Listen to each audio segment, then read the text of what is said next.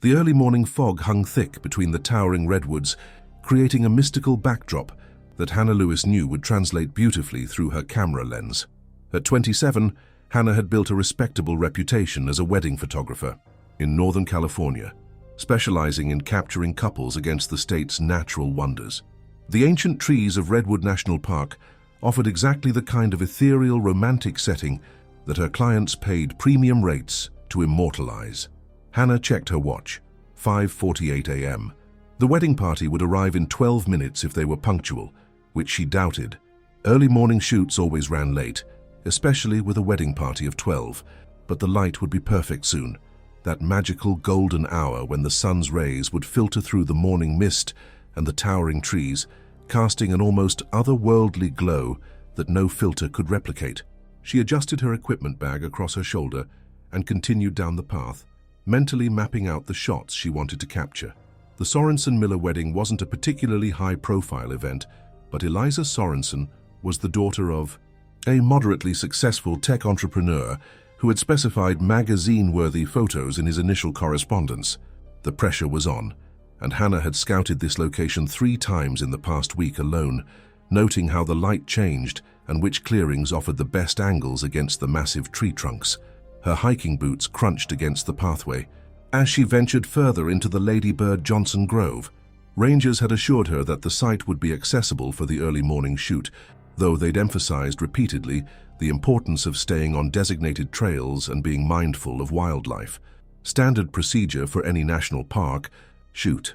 Nothing she hadn't heard dozens of times before at Yosemite, Joshua Tree, or any of the other natural settings where she frequently worked. Hannah's phone vibrated in her pocket. A text from Eliza, running about 15 minutes behind. Sorry, followed by a string of emojis. Hannah sighed. 15 minutes would push them dangerously close to losing the best light. She quickly typed back, "No problem, I'll start setting up at our spot. Drive safe." Her irritation didn't need to become the client's problem.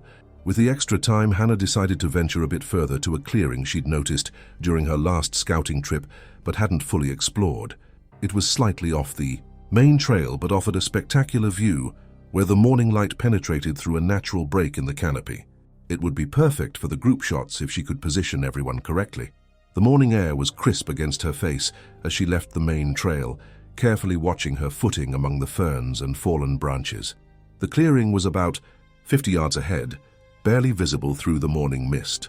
Hannah mentally calculated the lighting adjustments she'd need for the fog and how she might use it to create that dreamy, timeless quality her clients craved. Reaching the edge of the clearing, Hannah stopped and inhaled deeply, taking in the scenery. This was why she loved her job. These quiet moments in some of the most beautiful places in the country, before the chaos of directing bridesmaids and capturing forced smiles.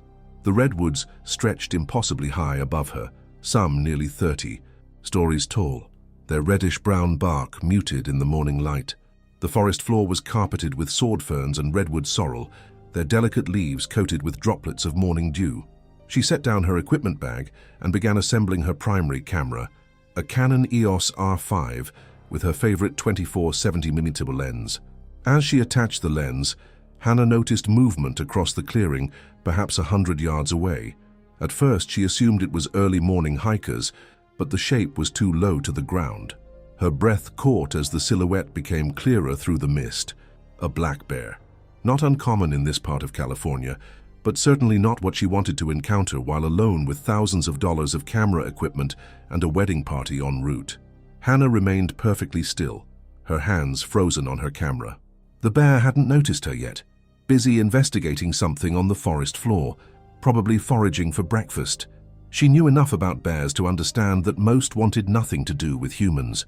Black bears in particular were typically shy and would avoid confrontation if given the chance. Wildlife encounters weren't unusual in her line of work, though they were typically limited to curious deer, majestic elk, or the occasional coyote at a distance. She'd photographed a black bear once before, but from the safety of a vehicle on a trip to Sequoia National Park. This was different. No metal barrier between them, no quick escape route. The bear was of medium size, probably a young adult male based on its build, though. Hannah was no expert. Its black fur appeared almost blue-black in the morning light, and it moved with surprising grace for such a powerful animal. Hannah estimated it weighed at least 200 pounds, not the largest black bear, but more than enough to do serious damage if threatened. Common sense told her to back away slowly, return to the main trail, and alert the rangers immediately. But the photographer in her, the part that had built her career on capturing perfect fleeting moments, saw something else. An opportunity for a truly spectacular shot. A massive black bear against the backdrop of ancient redwoods, bathed in morning mist and golden light. The kind of image that could elevate her portfolio beyond typical wedding photography. Hannah slowly raised her camera, moving with deliberate care to avoid startling the animal. The bear continued foraging, unaware of her presence as she focused her lens. Through the viewfinder, the animal became even more impressive, muscles rippling beneath its thick fur as it dug at the base of a fallen log, probably searching for grubs or insects. She adjusted her settings rapidly, working from muscle memory developed over years of capturing fleeting moments. The camera's silent shooting mode was engaged, eliminating the telltale click that might alert the bear. Hannah took a series of shots, each one better than the last as the morning light strengthened, illuminating particles of mist that floated between her subject and the ancient trees. The bear shifted position, and Hannah instinctively took a step sideways to maintain the optimal angle. Her boot came down on a dry branch hidden beneath the ferns, producing a sharp crack that seemed to echo through the quiet forest. The bear's head snapped up, ears forward, suddenly alert to her presence. Hannah froze, camera still raised to her heart hammering in her chest. The bear stared directly at her, its small eyes assessing the threat. For several agonizing seconds, neither moved. Then the bear dropped to all fours and took a step in her direction. Hannah's mind raced through everything she'd ever heard about bear encounters. Don't run. Make yourself look big. Back away slowly. She lowered her camera and raised her arms to appear larger, but kept her movements slow and deliberate. "Hey, bear," she called out, trying to keep her voice firm but non-threatening. "I'm just passing through." The bear stopped, seeming to consider her for a moment. Hannah began to back away slowly, maintaining eye contact but careful not to trip over the uneven forest floor. Then her phone rang. The sharp electronic tone shattered the tension-filled silence. The bear startled, huffing loudly, a warning sound that Hannah recognized instantly. Her hand flew to her pocket to silence the device, but the damage was done. The bear's posture changed, its muscles tensing visibly even from this distance. It was Eliza calling, probably to update her on their arrival time. Hannah silenced the phone without answering, but kept backing away, more quickly now. The bear took another step forward, then another. It wasn't charging yet, but its behavior had shifted from curious to agitated. Hannah felt her back press against the rough bark of a redwood tree. The main trail was still 30 yards behind her, through dense undergrowth.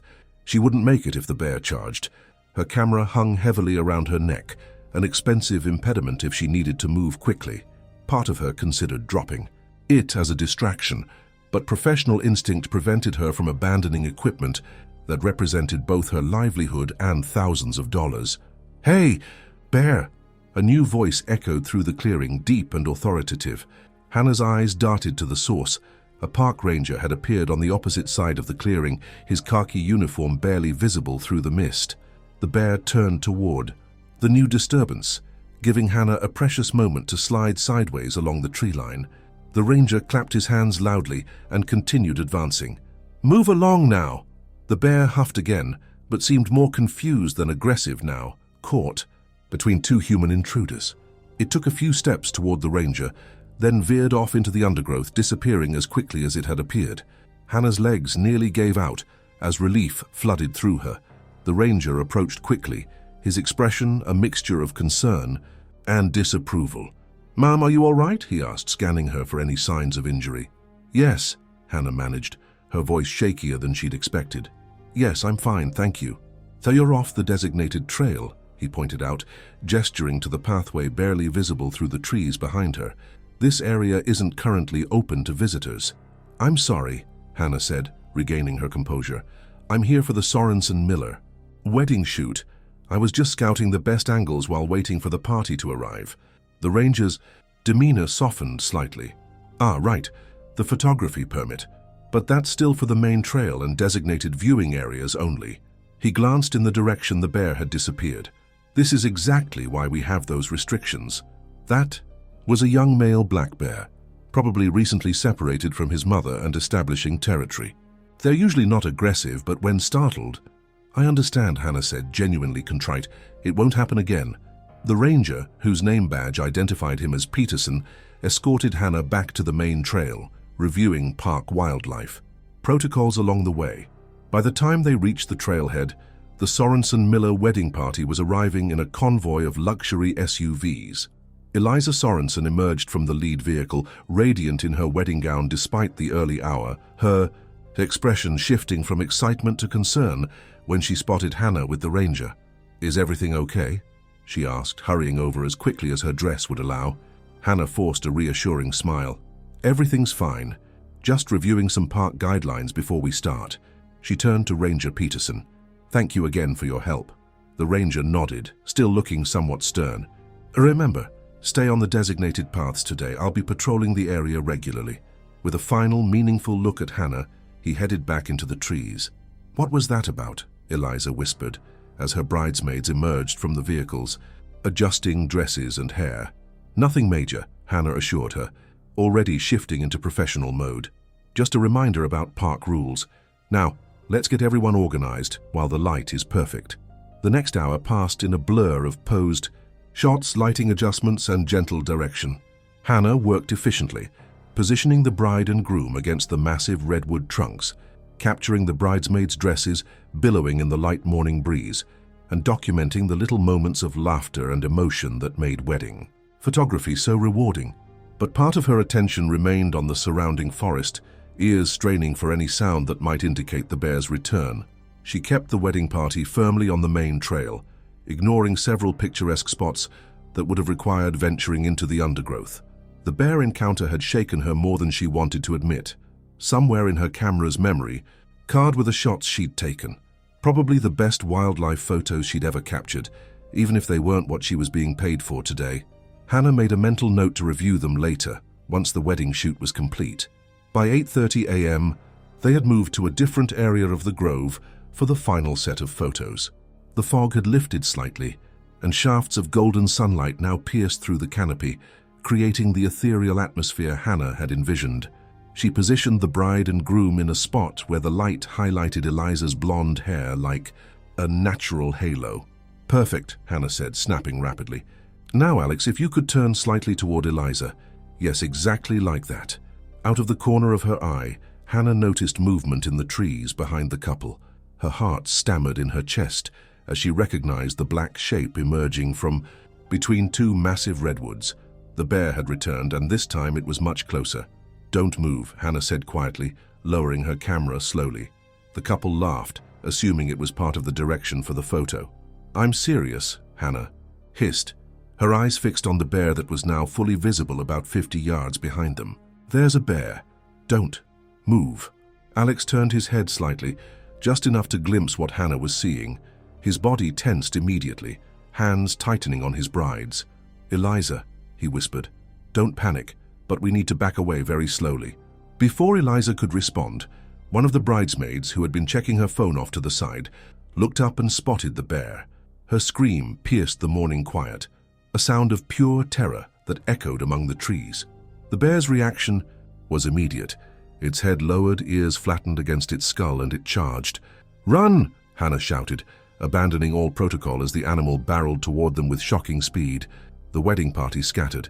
Bridesmaids in flowing dresses and groomsmen in tailored suits fled in all directions, their formal attire completely unsuited for a forest emergency. Eliza, hampered by her elaborate gown, stumbled on the trail. Alex grabbed her arm, practically dragging his new wife toward the parking area. Hannah should have run too. Every instinct screamed for her to flee, to save herself from the animal now rapidly closing the distance.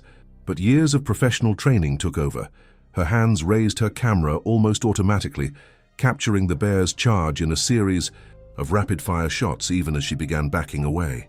The bear ignored the fleeing wedding party, its attention seemingly fixed on Hannah, the human who had disturbed it earlier, now once again pointing a strange object in its direction. The rational part of Hannah's brain finally overrode her photographer's instinct. She turned to run, but her boot caught on an exposed root. She pitched forward, camera flying from her grasp as she hit the ground hard. Pain shot through her right ankle as she scrambled to regain her footing. Too late. She felt the bear's presence before she saw it, a wall of muscle and fur that seemed to materialize beside her with impossible speed. Hannah rolled onto her back, desperate to keep her eyes on the threat. The bear loomed over her, its size terrifying from this vulnerable position. Up close, she could see its teeth, surprisingly white against black gums, and smell its wild, musky odor. Hannah threw her arms up to protect her face, just as the bear swiped at her. Claws tore through the sleeve of her jacket and into the flesh of her forearm. The pain was immediate and shocking, unlike anything she'd experienced before. She cried out, a sound that seemed to further agitate the bear. It lunged again, powerful jaws snapping inches from her face as Hannah twisted desperately away.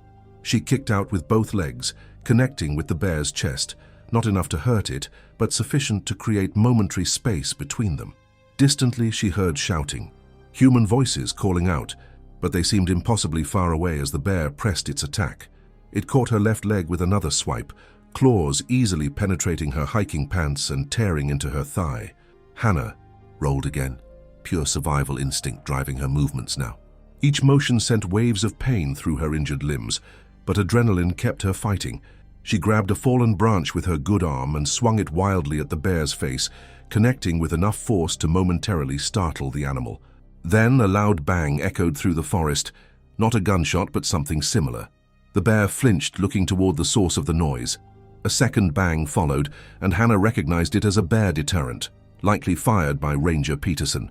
The distraction gave Hannah precious seconds to drag herself backward, leaving a trail of blood on the forest floor. The bear seemed conflicted, looking between Hannah and the approaching ranger. A third bang decided it. The bear huffed loudly, took one last look at Hannah, then turned and disappeared into the undergrowth. Hannah collapsed onto her back, staring up at the redwood canopy now spinning above her. The pain in her arm and leg had transformed from sharp and immediate to a deep, throbbing agony that seemed to pulse with each heartbeat. She became aware of warm wetness soaking through her clothing, her own blood spreading across the fabric. "Hannah! Oh my God, Hannah!" Eliza's voice broke through the shock. The bride had returned, her white dress now stained with dirt and pine needles, face streaked with tears and mascara. "Stay back, ma'am," another voice commanded, Ranger Peterson, now kneeling beside Hannah. "I've called for emergency medical assistance. They're on their way." Hannah tried to speak, but found her mouth dry, words refusing to form. The ranger was examining her injuries, his expression grim as he removed his outer shirt and began tearing it into makeshift bandages. "You're going to be okay," he said with forced confidence. "The wounds are serious but not life-threatening if we control the bleeding." He pressed a wadded section of fabric against the deepest gash on her forearm, causing Hannah to gasp in pain. "I know it hurts, but we need to maintain pressure." The wedding party had regrouped at a safe distance, their faces pale with shock as they watched the ranger work.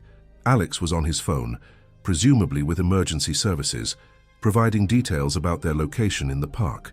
Hannah's mind felt strangely detached, floating above the scene as shock began to set in. She found herself thinking about her camera. Where had it landed? Was it damaged? The absurdity of worrying about equipment while bleeding on the forest floor almost made her laugh, but the sound emerged as a choked sob instead. "Stay with me, Hannah," the ranger said sharply, noticing her fading focus. "Help is coming, but I need you to stay awake." She nodded, or tried to, forcing her attention back to the moment. The pain helped, each throb in her arm and leg a brutal reminder of reality. "My camera," she managed to whisper. "Don't worry about that now," Eliza said, having moved closer despite the ranger's warning. She was holding Hannah's uninjured hand, her new wedding ring catching the sunlight. "Just focus on staying awake." Time seemed to stretch and compress simultaneously. Hannah wasn't sure if minutes or hours passed before she heard new voices and the sound of equipment being carried down the trail. Emergency medical technicians appeared, their bright uniforms incongruous against the natural setting. They worked efficiently, checking her vitals, cleaning and properly bandaging her wounds, and administering pain medication that brought blessed relief. "We'll need to evacuate her," one of the EMTs told Ranger Peterson. "These lacerations require hospital treatment, possible tendon damage in the arm, and the leg wound is deep enough to need surgical debridement." Hannah was loaded onto a stretcher, the movement sending fresh waves of pain through her injuries despite the medication. As they prepared to carry her out, she caught sight of something bright orange near the spot where she'd fallen, her camera strap visible against the brown forest floor. "My camera," she said again, her voice stronger now. The ranger followed her gaze and retrieved the equipment. "I'll make sure it gets to the hospital with you," he promised, placing it carefully in her equipment bag. The journey out of the grove was agonizing. Each step the stretcher bearers took, jostling her wounds despite their best efforts. The wedding party followed at a distance, their joyous day transformed into a nightmare that would certainly not be the celebration they had envisioned. At the trailhead, Hannah was transferred to an ambulance. Through the open doors, she could see Eliza and Alex standing close together, the bride's head on her new husband's shoulder. Their expressions were a mixture of concern and something else, perhaps the dawning realization of how differently this day might have ended. "We'll meet you at the hospital," Alex called as the EMTs prepared to close the doors. Hannah managed a weak smile and slight nod before the doors closed and the ambulance began moving. The EMT beside her adjusted her IV line and checked the bandages, which were already showing spots of red where blood seeped through. "You're lucky," he commented, recording her vitals on a tablet. "Bear attacks are rarely this contained. It could have been much worse." Hannah knew he was right. She'd heard enough stories and read enough articles about bear attacks to understand that she had escaped relatively unscathed, all things considered. Still, as the ambulance wound its way out of the national park, the pain medication allowing her thoughts to clarify slightly, she wondered if lucky was really the right word. The ambulance delivered her to Redwood Memorial Hospital in Fortuna, about 40 minutes from the park. Hannah drifted in and out of awareness during the journey, the combination of pain, medication, and shock creating a dreamlike state where time lost all meaning. In the emergency department, a team was waiting. Her stretcher was immediately surrounded by medical personnel, their voices overlapping as they assessed her injuries and prepared for treatment. Bear attack victim, lacerations to right forearm and left thigh, significant blood loss, but vitals, stable, possible tendon damage, need surgical consult. Hannah was transferred to a treatment bay where a doctor introduced herself as Dr. Sharma, trauma specialist. The doctor's calm, authoritative demeanor was reassuring as she examined the wounds, now fully exposed as the ranger's makeshift bandages were carefully removed. "You're going to need surgery," Dr. Sharma informed her directly. "The forearm lacerations have damaged some tendons and possibly a nerve. The thigh wound is deep but more straightforward. We need to thoroughly clean both to prevent infection, which is the primary concern with animal attacks." Hannah nodded, attempting to process this information through her medication haze. "How bad is it? Will I be able to use my arm normally again?" The doctor's expression softened slightly. "With proper surgical repair and rehabilitation, yes, I believe so. You're young and healthy, which works in your favor, but recovery will take time, and you'll likely have significant scarring." A nurse appeared with forms requiring signature, consent for surgery, blood transfusions if necessary, and acknowledgement of risks. Hannah signed with her left hand, the writing barely legible. "Is there someone we should call for you?" the nurse asked kindly. Hannah thought of her parents in Oregon, her sister in Seattle. "My sister," she decided, providing Julie's number, from memory. "And my camera bag, the ranger was supposed to bring it." "It's here," the nurse assured her. "We've secured your belongings. Try not to worry about anything except getting better." Before she was wheeled to surgery, Eliza and Alex were permitted a brief visit. They had changed out of their wedding clothes into hastily purchased t-shirts and jeans from the hospital gift shop. "We cancelled the reception," Eliza said, her eyes red from crying. "None of us felt like celebrating. This is all my fault. If we hadn't been late, if I hadn't hired you for this location." "Don't," Hannah interrupted, surprised by the strength in her voice. "This isn't anyone's fault. Just bad luck and my own poor judgment. You should still have your reception." Alex shook his head. "There will be time for celebrations later. Right now, we just wanted to make sure you're okay before they take you into surgery." Their visit was cut short by the surgical team's arrival. As Hannah was wheeled toward the operating room, she heard Eliza asking the nurse about covering her medical expenses, a discussion that faded as the doors closed behind her.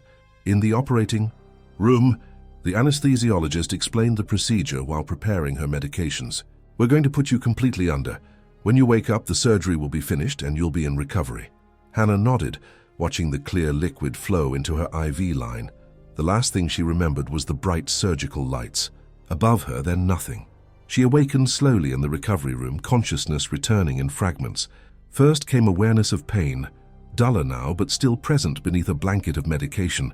Then sounds, beeping monitors, hushed medical conversations, the squeak of rubber soles on linoleum.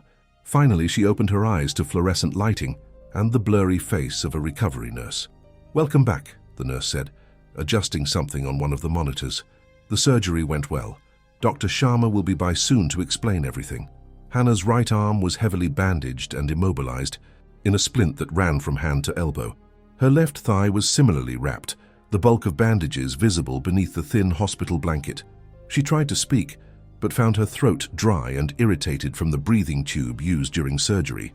The nurse offered ice chips, which provided blessed relief. By the time Dr. Sharma arrived, Hannah was able to ask the questions foremost in her mind. "The tendon damage was significant but repairable," the surgeon explained. "We were able to suture everything back together, and the nerve damage appears minimal. The leg required mostly deep cleaning and suturing. Both wounds had significant contamination from the bear's claws, so we've started you on broad-spectrum antibiotics to prevent infection." "When can I leave?" Hannah asked, already feeling confined by the hospital bed. Dr. Sharma smiled slightly. "Not for at least 2 days. We need to monitor for infection and make sure the repairs in your arm are stable before discharging you. Even then, you'll need someone to assist you at home for at least a week." This hadn't occurred to Hannah. Her apartment in Eureka was a solitary space, perfect for a single professional, but not designed for someone with limited mobility. And her sister Julie was in Seattle, too far to easily come help. "My sister can fly down," she said, more to convince herself than the doctor. "Or I can hire someone, I guess." "Let's not worry about that just yet," Dr. Sharma advised. "For now, rest. You've been through a significant trauma, both physical and psychological. Your body needs time to begin healing." After the doctor left, a hospital social worker named Marcus visited, offering counseling resources and practical assistance. He took notes as Hannah described her living situation and support system, promising to help coordinate whatever she might need for discharge. "Also," he added, "there's a ranger waiting to speak with you when you feel up to it. Standard procedure for wildlife incidents in the park." Hannah nodded, suddenly exhausted, despite having just awakened from anesthesia. "Hey, tomorrow," she decided. "I can't, not right now." Marcus understood, arranging for the ranger to return the following day. He left Hannah with a call button and the promise that a nurse would check on her regularly throughout the night. Left. Alone, Hannah felt the full weight of the day's events crash over her. Her career depended on her hands, on the ability to hold a camera steady, to adjust settings quickly, to manipulate equipment with precision. What if the nerve damage was worse than they thought? What if her hands never regained their former dexterity? And beyond the physical concerns, she couldn't shake the memory of those moments on the forest floor, the bear's hot breath on her face, the terrifying certainty that she was about to die. Hannah had never considered herself particularly fearful, had always enjoyed the outdoors and wildlife encounters from a respectful distance. Now she wondered if she would ever feel comfortable in the forest again. Sleep came in fitful bursts, interrupted by nurses checking vitals and adjusting medications, and by nightmares where massive black shapes charged from between redwood trunks, always just seconds from reaching her before she jolted awake. Morning arrived with hospital routine. Breakfast she couldn't stomach, medication that made her drowsy, and a fresh round of medical examinations. Dr. Sharma seemed pleased with the initial healing, though she warned Hannah that the real work would begin once the splint came off and physical therapy started. "Your sister called," the day nurse informed her while changing bandages. "She's arranged a flight for tomorrow and will be here in the evening. She asked if you needed anything brought from your apartment." Relief flooded through Hannah at this news. Julie had always been the practical one, the problem solver. Having her sister here would make everything more manageable. Around noon, Ranger Peterson arrived, looking more comfortable, in his uniform than he had yesterday covered in Hannah's blood. He carried a clipboard and wore an expression that mixed professional concern with something like disappointment. "Ms. Lewis," he greeted her, "how are you feeling today?" Like I had an argument with a bear and lost, Hannah replied, attempting humor that fell flat even to her own ears. The ranger nodded, pulling a chair beside her bed. I need to take your official statement about what happened. It's required for any wildlife incident in the park, especially one resulting in injury. For the next hour, Hannah recounted the day's events in detail. Her early arrival, the decision to explore off-trail, the initial bear sighting, and the subsequent encounter with the wedding party present. Ranger Peterson recorded everything, occasionally asking clarifying questions, but mostly listening without judgment. The bear was likely the same one I've been tracking for several weeks, he explained when she had finished. A young male, probably in his 3rd year, and recently independent from his mother. He's been establishing territory in that section of the grove, which is why we had temporarily restricted access to that particular area. Hannah's chest tightened. The restricted area signs, were they posted at the trailhead? I don't remember seeing them. They were posted yesterday morning, the ranger confirmed, which is why I was patrolling there specifically. When the wedding party arrived, I assumed your group would stay on the main trail as indicated in your photography permit. The implication was clear.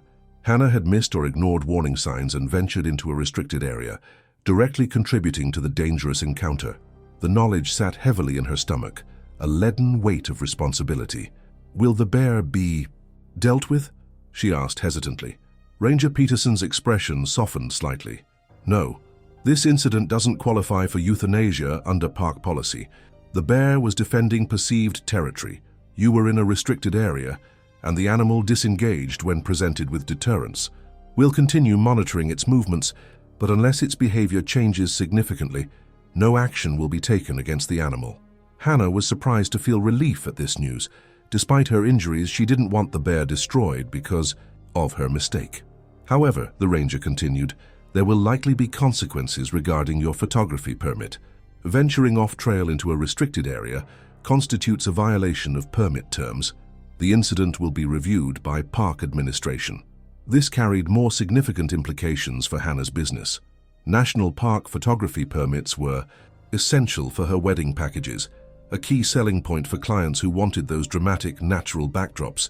Losing the ability to work in Redwood National Park would impact her livelihood substantially. I understand, she said quietly. For what it's worth, I am sorry. I should have been more careful. The ranger nodded, seemingly satisfied with her contrition. The report will note your cooperation and acknowledgement of error. That may help when the review occurs. He stood, gathering his materials. I've also brought your camera bag. It's at the nurse's station. They wouldn't let me bring it into the room. One of your camera bodies is damaged, but the other equipment seems intact. After Ranger Peterson left, Hannah requested her camera bag. The nurse brought it reluctantly, warning her not to overexert herself. Hannah wasn't interested in the equipment itself, but in the memory cards tucked safely in their waterproof case. With her left hand, she managed to extract the card from the chute and insert it into the undamaged backup camera body she always carried. Awkwardly holding the camera with one hand, she scrolled through the images from yesterday morning. The standard wedding shots appeared first, Eliza radiant in her gown against the redwoods, the couple embracing beneath ancient branches, bridesmaids arranged artfully on a fallen log. Then came the unexpected wildlife series. The bear photos were stunning, even on the small camera display. The morning light had been perfect, illuminating the animal's fur against the misty forest backdrop. There was a wild beauty in the sequence, from the bear's initial foraging to its alert posture when it first noticed her. Hannah scrolled further and found what she hadn't realized: she'd captured the charge. In the final seconds before dropping her camera, she had managed to take several shots of the bear running directly toward the lens. The images were slightly blurred with motion, but incredibly powerful. Raw animal power and primal fear captured in digital form. The last frame showed massive paws leaving the ground, claws extended, moments before Hannah had fallen. Despite her injuries, despite the pain and uncertainty about her future, Hannah felt a surge of professional satisfaction. These were possibly the best photos she'd ever taken, though she'd paid a steep price for them. A knock at the door interrupted her thoughts. A young woman entered, dressed casually but with the unmistakable professional appearance of a journalist. Notebook in hand, press badge clipped to her bag. Ms. Lewis, I'm Stephanie Chen from SF Gate. I was hoping to talk to you about what happened yesterday in the park. Hannah blinked in surprise. How did you even know I was here? The reporter smiled apologetically. Small towns? Big stories? A bear attacking? A wedding photographer during a photo shoot? Word travels fast, plus some of the wedding guests posted about it on social media. Hannah groaned internally. Of course they had. In the age of Instagram and TikTok, dramatic events rarely remained private for long. I'm not sure I want to discuss it, Hannah said cautiously. I understand, Stephanie replied, though she made no move to leave. But your story is going to be reported one way or another. Wouldn't you rather have input on how it's told? There was logic to this argument, Hannah had to admit, and perhaps the publicity wouldn't be entirely negative for her business, assuming she still had one after the park permit review. Fine, she conceded, but I get to see what you write before it's published. Stephanie smiled, taking the seat. Ranger Peterson had vacated. That's not exactly how journalism works, but I can promise to be accurate and fair. For the next 30 minutes, Hannah recounted her experience again, this time framing it less as an official incident report and more as a harrowing survival story. She described the terror of the charge, the pain of the attack, and her relief when the bear finally retreated. Do you have any photos of the bear? Stephanie asked, her interest clearly piqued by Hannah's mention of the initial photography. Hannah hesitated, then turned her camera display toward the journalist. These were from before it charged the wedding party. Stephanie's eyes widened as she scrolled through the images. These are incredible, she murmured. Would you consider letting us use one with the article? We would pay, of course. The idea of profiting from the images felt strange to Hannah, but she was facing significant medical bills and potential loss of income. Practicality won out. The usage rights would be limited, she specified. One-time publication with my photo credit. They negotiated terms, with Stephanie promising to have the proper contract sent over later that day. Before leaving, the journalist asked one final question. How has this experience changed your perspective on wildlife photography? Will you continue working in similar settings? Hannah hadn't considered this yet, at least not formally. The question forced her to confront realities she'd been avoiding. I'll still be a photographer, she said slowly. It's who I am, but I think my days of woodland wedding shoots might be behind me. There are plenty of beautiful beaches in California. Stephanie smiled, scribbling this down. Perfect quote to end on. Thank you for your time, Ms. Lewis. I hope your recovery goes smoothly. After the journalist left, exhaustion claimed Hannah. Again. She slept deeply for the first time since the attack, the painkillers finally overcoming the anxiety that had kept her consciousness fragmented. She awakened to find Dr. Sharma examining her arm, carefully removing the outer bandages to check the surgical site. Looking good, the doctor pronounced. No signs of infection so far, which is our primary concern with animal wounds. You're responding well to the antibiotics. When can I start using my hand again? Hannah asked, watching as fresh bandages were applied over the line of stitches that ran from her wrist halfway to her elbow. The splint stays on for at least 2 weeks, Dr. Sharma explained. After that, we begin gentle range of motion exercises. Full recovery will take months, not weeks. You'll need to be patient. Patience had never been Hannah's strong suit, especially when it came to her work. The reality of a lengthy recovery period settled over her like a heavy blanket. Later that evening, her phone rang. Her business line, not personal. The screen showed Sorensen Tech, Eliza's father's company. Hannah answered hesitantly. Hannah Lewis Photography, she said, maintaining professionalism despite her circumstances. Ms. Lewis, this is Richard Sorensen, Eliza's father. The voice was clipped, businesslike. I'm calling about yesterday's incident. Hannah braced herself. Wealthy clients rarely called personally unless extremely satisfied or extremely displeased. Given the circumstances, she doubted it was the former. Mr. Sorensen, I want to apologize for how the shoot ended. Obviously, it wasn't what any of us had planned. Indeed, his tone remained neutral. Eliza tells me you were injured protecting her and the wedding party. She seems to believe the bear would have attacked them if you hadn't. Distracted it. Hannah hadn't considered this perspective. Had she inadvertently saved the wedding party by becoming the bear's focus? It seemed a generous interpretation of events. I wouldn't claim heroism, she said honestly. I made several poor decisions that contributed to the situation. Nevertheless, Sorensen continued, my daughter and new son-in-law are quite concerned about your well-being. They've asked me to inform you that Sorensen Tech will be covering all medical expenses not addressed by your insurance, as well as providing compensation for lost work during your recovery period." Hannah was stunned into momentary silence. Such generosity was unexpected and would alleviate the financial anxiety that had been building since she'd awakened in the hospital. "That's incredibly generous," she finally managed. "I don't know what to say." "Say you'll deliver whatever usable wedding photos you managed to capture before the interruption," Sorensen replied pragmatically. Eliza was quite looking forward to them. Hannah assured him she would edit and deliver the images as soon as she was able. After ending the call, she lay back against the pillows, mind spinning with this unexpected development. The financial burden of recovery had been her most immediate practical concern, and now it was seemingly resolved. The day's final visitor arrived as evening settled over the hospital. Park Superintendent Gabriela Martinez, a stern-looking woman in her 50s whose official uniform carried the weight of federal authority. "Ms. Lewis," she began without preamble after introducing herself, "I've reviewed Ranger Peterson's preliminary report of yesterday's incident." Hannah steeled herself for official censure. "I understand my permit violations were serious." Superintendent Martinez nodded.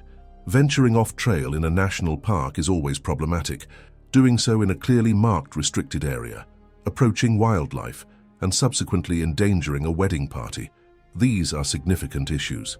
"I know," Hannah acknowledged, "and I accept whatever consequences are appropriate." The superintendent studied her for a moment, taking in the bandages and hospital setting. "It appears you've already experienced substantial consequences for your actions.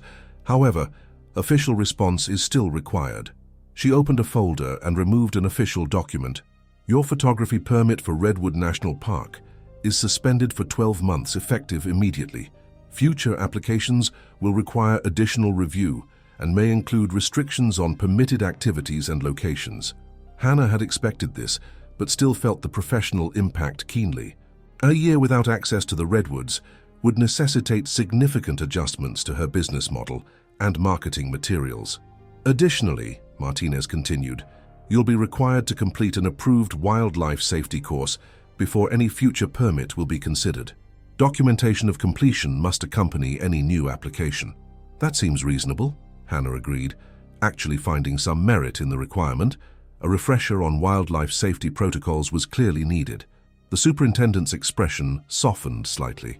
"For what it's worth, Ranger Peterson noted that you remained remarkably composed during the incident and handled the aftermath professionally. That speaks well of your character, despite the initial poor judgment." After Superintendent Martinez departed, Hannah was left alone with her thoughts and the growing reality of how significantly one morning's events would impact her life and career. The physical wounds would heal eventually, with proper care and therapy. The professional consequences had been established, significant but not insurmountable, but the psychological impact remained unmeasured, a territory she had yet to fully explore. Her phone chimed with a news alert.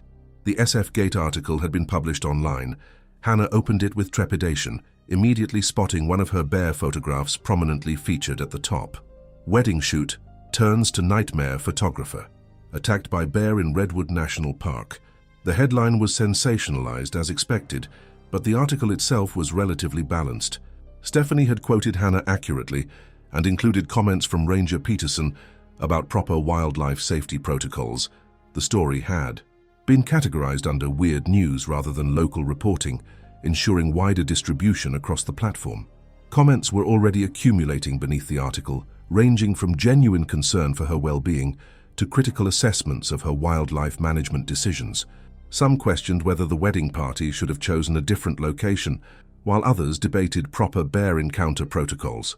A few photographers weighed in on the professional ethics of wildlife photography, particularly the risks of approaching large predators for better shots.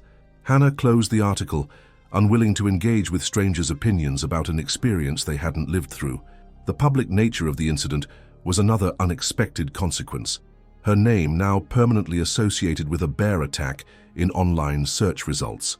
Later that night, as she drifted between sleep and wakefulness, Hannah found her thoughts returning to the bear. Not the terrifying moment of attack, but the earlier peaceful scene of the animal foraging in the misty morning light. It had been simply existing in its natural habitat, following instincts honed by evolution. She had been the intruder, the one who had disrupted natural order by venturing where she didn't belong. There was a lesson in that, perhaps. As a photographer, Hannah had always prided herself on capturing beauty without interfering with it. Somewhere along the way, that principle had been compromised in pursuit of the perfect shot. The bear had delivered a painful reminder of humanity's proper place in the natural world, as observers and respectful visitors, not entitled intruders. The following morning brought discharge preparations. Julie had arrived late the previous night and appeared early, already organizing Hannah's belongings and discussing care instructions with the nursing staff. At 32, Julie was 5 years Hannah's senior, and had always occupied the responsible older sister role, a dynamic that had occasionally chafed during adolescence, but was deeply appreciated now. "Your apartment is completely impractical for recovery," Julie announced after helping Hannah dress in loose clothing that accommodated her bandages. "Narrow hallway, no elevator, bathtub instead of walk-in shower. I've booked you an accessible Airbnb for the next 2 weeks. After that, we'll reassess." Hannah started to protest, but recognized the practicality of the arrangement. Her second-floor apartment would indeed be challenging with limited mobility. Dr. Sharma arrived for final discharge instructions, emphasizing the importance of keeping the wounds clean and attending scheduled follow-up appointments. She provided prescriptions for antibiotics, pain management, and a referral to a physical therapist specializing in hand injuries. "Listen to your body," the doctor advised. "Rest when needed, but gentle movement within prescribed limitations will aid healing. And consider speaking with someone about the psychological aspects of the attack. Trauma manifests in unexpected ways sometimes." By early afternoon, Hannah was settled in a ground-floor rental cottage near Moonstone Beach, about 20 minutes from her apartment. Julie had thought of everything: groceries stocked, bathroom modified with temporary grab bars, work area arranged so Hannah could begin photo editing one-handed if she felt up to it. "I've taken 2 weeks off work," Julie explained, unpacking Hannah's medications on the kitchen counter. "After that, we'll need to hire some help if you're not more mobile." Hannah felt simultaneously grateful and uncomfortable with the dependence. "You didn't have to upend your life for this. I could have managed somehow." Julie gave her a look that perfectly communicated sisterly exasperation. "With one functional arm and a leg full of stitches? Don't be ridiculous. Besides, Rob is perfectly capable of handling things at the office without me for a few weeks." Rob was Julie's longtime boyfriend, an architectural engineer who shared her practical, organized approach to life. They were the stable couple that made Hannah's series of brief relationships seem chaotic by comparison. That evening, as they shared a simple dinner Julie had prepared, Hannah's phone pinged with notifications, seemingly endless messages from friends, clients, and even strangers who had read the SF Gate article. Most expressed concern and well-wishes, but a few were inquiries about the photographs themselves. A wildlife magazine editor had even reached out about potentially publishing the sequence, offering a surprising sum for first publication rights. "You should consider it," Julie advised, reviewing the email. "Might as well get something positive from the experience, and the extra income wouldn't hurt during your recovery." Hannah nodded absently, still scrolling through messages. One caught her attention, from Alex Miller, the groom from the interrupted wedding. "Eliza and I finally had our reception last night. Small dinner with just family at her parents' house. Not what we planned, but perfect in its own way. We've been thinking about you and hoping recovery is going well. When you're feeling up to it, we'd love to see whatever photos you managed to get before the interruption. No rush. Focus on healing first." Attached was a selfie of the couple looking happy, despite the dramatic alteration to their wedding plans. Hannah showed the message to Julie. "Nice to see they're not holding it against you," her sister commented. "That's a good sign. You were worried about negative reviews affecting your business." Hannah hadn't verbalized this concern, but Julie was right. Professional reputation was crucial in wedding photography, where referrals drove much of the business. A disaster like this could have torpedoed her carefully built client base. "I should edit their photos soon," Hannah decided, "at least the ones I have. They deserve something for their trouble." Julie shook her head. "Not tonight. Doctor's orders. We'll rest for the first few days. The photos can wait." The following days established a recovery routine. Mornings began with medication and gentle stretching exercises for Hannah's uninjured limbs. Julie helped change bandages and assisted with showering, an intimate form of care that initially embarrassed Hannah, but soon became another part of their new normal. By the fourth day, Hannah felt well enough to begin reviewing and editing the Sorensen-Miller wedding photos one-handed, a slow and sometimes frustrating process that nevertheless provided welcome mental engagement. The images from before the bear encounter were actually quite good. The morning light had been perfect, and the wedding party photogenic against the ancient redwood backdrop. When she reached the bear photographs, Hannah studied them with mixed emotions. Their quality was undeniable, the kind of wildlife shots photographers might wait weeks to capture in normal circumstances, but they also represented a significant professional misjudgment, and the moment everything changed. After careful consideration, she selected one image for the wildlife magazine, the bear in profile against the misty forest, before it had noticed her presence. The more dramatic charging shots she kept private, uncertain whether she ever wanted them published. A week after the attack, Hannah attended her first follow-up appointment. Dr. Sharma removed some of the stitches from her thigh wound, which was healing well with minimal signs of infection. The arm remained more problematic, still immobilized in the splint until the tendon repairs had stabilized further. "You're healing remarkably well," the doctor noted, examining the surgical sites. "I'd attribute it to good medical care, but honestly, it's probably your age and overall health doing most of the work." "When can I start working again?" Hannah asked, the question that had been foremost in her mind. "Define working," Dr. Sharma replied cautiously. "I have a wedding booked 3 weeks from now. Beach setting, flat terrain, minimal equipment requirements. My assistant could handle most of the physical aspects." The doctor's expression made clear her opinion of this plan. "Ms. Lewis, tendon repairs require time. Rushing back to work, even light duty, risks undoing the surgical repairs. I cannot recommend resuming professional activities for at least 6 weeks, and even then with significant modifications." Hannah had anticipated this response, but still felt the weight of it. 6 weeks without income would be challenging, even with the Sorensens' generous offer of assistance. "What about editing?" she asked. "That's a significant portion of my workflow, and I've already been doing some one-handed." "Computer work in limited sessions is acceptable," Dr. Sharma conceded. "But be aware of posture and ergonomics. Compensating for the injured arm can create new problems with your neck and shoulders." As they were concluding the appointment, the doctor hesitated, then asked, "Have you experienced any flashbacks or nightmares about the attack?" Hannah considered deflecting, but opted for honesty. "Some, mostly when I'm falling asleep. I see the bear charging, feel the impact again." Dr. Sharma nodded. "That's not unusual with traumatic events. I'd like to refer you to a colleague who specializes in trauma recovery. Speaking with someone might help process the experience." Hannah accepted the referral information without committing to making an appointment. The physical recovery demanded so much attention that the psychological aspects seemed secondary for now. That evening, she received an unexpected call from Ranger Peterson. After inquiring about her recovery, he got to the purpose of his contact. "I thought you should know," he said, his tone professional but kind. "We've been monitoring the bear that attacked you. He's moved territory, heading deeper into the park away from the more trafficked trails. That's typical behavior after negative human interactions."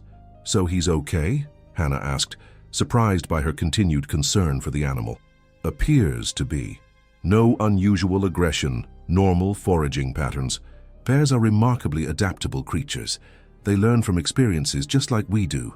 After the call ended, Hannah found herself contemplating this parallel. She too was adapting, learning new ways to perform daily tasks one-handed, adjusting expectations for recovery, and recalibrating her relationship with natural spaces.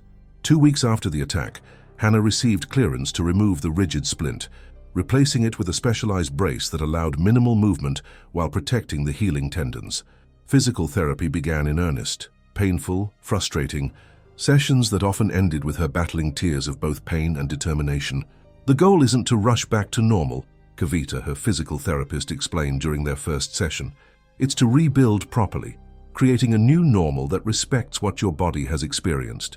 This perspective shift helped Hannah approach recovery more patiently. She began to measure progress in small increments, slightly increased range of motion, moments when she forgot to favor the injured limb, nights when she slept without waking to phantom sensations of claws and teeth. 3 weeks into recovery, Julie returned to Seattle, her responsibilities at work no longer permitting extended absence. Hannah had progressed enough to manage most daily activities independently, though she arranged for meal delivery and hired a local college student to assist with household tasks she couldn't yet handle herself. Alone in the rental cottage, Hannah found herself with more time for reflection. The SF Gate article had faded from immediate public attention, but the incident remained a defining moment in her life, a clear delineation between before and after. She had begun jotting notes about the experience, trying to organize her thoughts and feelings about what had happened and how it was reshaping her perspective. The Wildlife magazine had published her bear photograph with an accompanying article about black bear behavior and safety in national parks. They had requested an interview about the attack itself, which Hannah had declined, preferring to keep the focus on general wildlife awareness rather than her specific experience. 4 weeks post-attack, Hannah ventured to Moonstone Beach for the first time since her injury. The short walk from the parking area to the shoreline was challenging but manageable with her walking stick. She found a driftwood log to sit on and spent an hour simply watching the waves, feeling the ocean breeze and acknowledging how good it felt to be outdoors again. The beach setting was different enough from the redwood forest that it didn't trigger anxiety. Instead, it offered a sense of possibility. This could be her new professional territory, at least for the coming year, while her park permit remained suspended. Coastal weddings, oceanside engagements, seaside family portraits, beautiful settings without the associations that now accompanied towering trees and forest undergrowth. That evening, Hannah began researching beach wedding photography more extensively, studying the work of established coastal photographers and identifying locations within driving distance that offered the best natural backdrops. She created a new section on her website specifically for coastal events, emphasizing the romantic, ethereal quality of beach settings. Practical adaptations continued as well. She purchased a lighter camera system that could be more easily managed one-handed while her right arm continued healing. She hired a photography assistant, a recent art school graduate named Miguel, who brought fresh perspective and physical support to the business model, and she invested in remote triggers and stabilizing equipment that would compensate for her still limited dexterity. 6 weeks after the attack, Hannah photographed her first post-injury wedding, a small ceremony at Trinidad State Beach, just 15 minutes from her temporary residence. Miguel handled most of the equipment setup and any physically demanding aspects while Hannah directed the shoot and managed the primary photography. The couple had booked her specifically after reading about the bear attack, finding something appealing in the story of a photographer literally willing to face down wildlife for the perfect shot. The shoot was exhausting but successful, proof that her career could continue even as recovery progressed. The resulting images captured exactly the coastal romantic aesthetic she'd been developing, with soft golden light on sand and sea replacing the forest settings that had previously dominated her portfolio.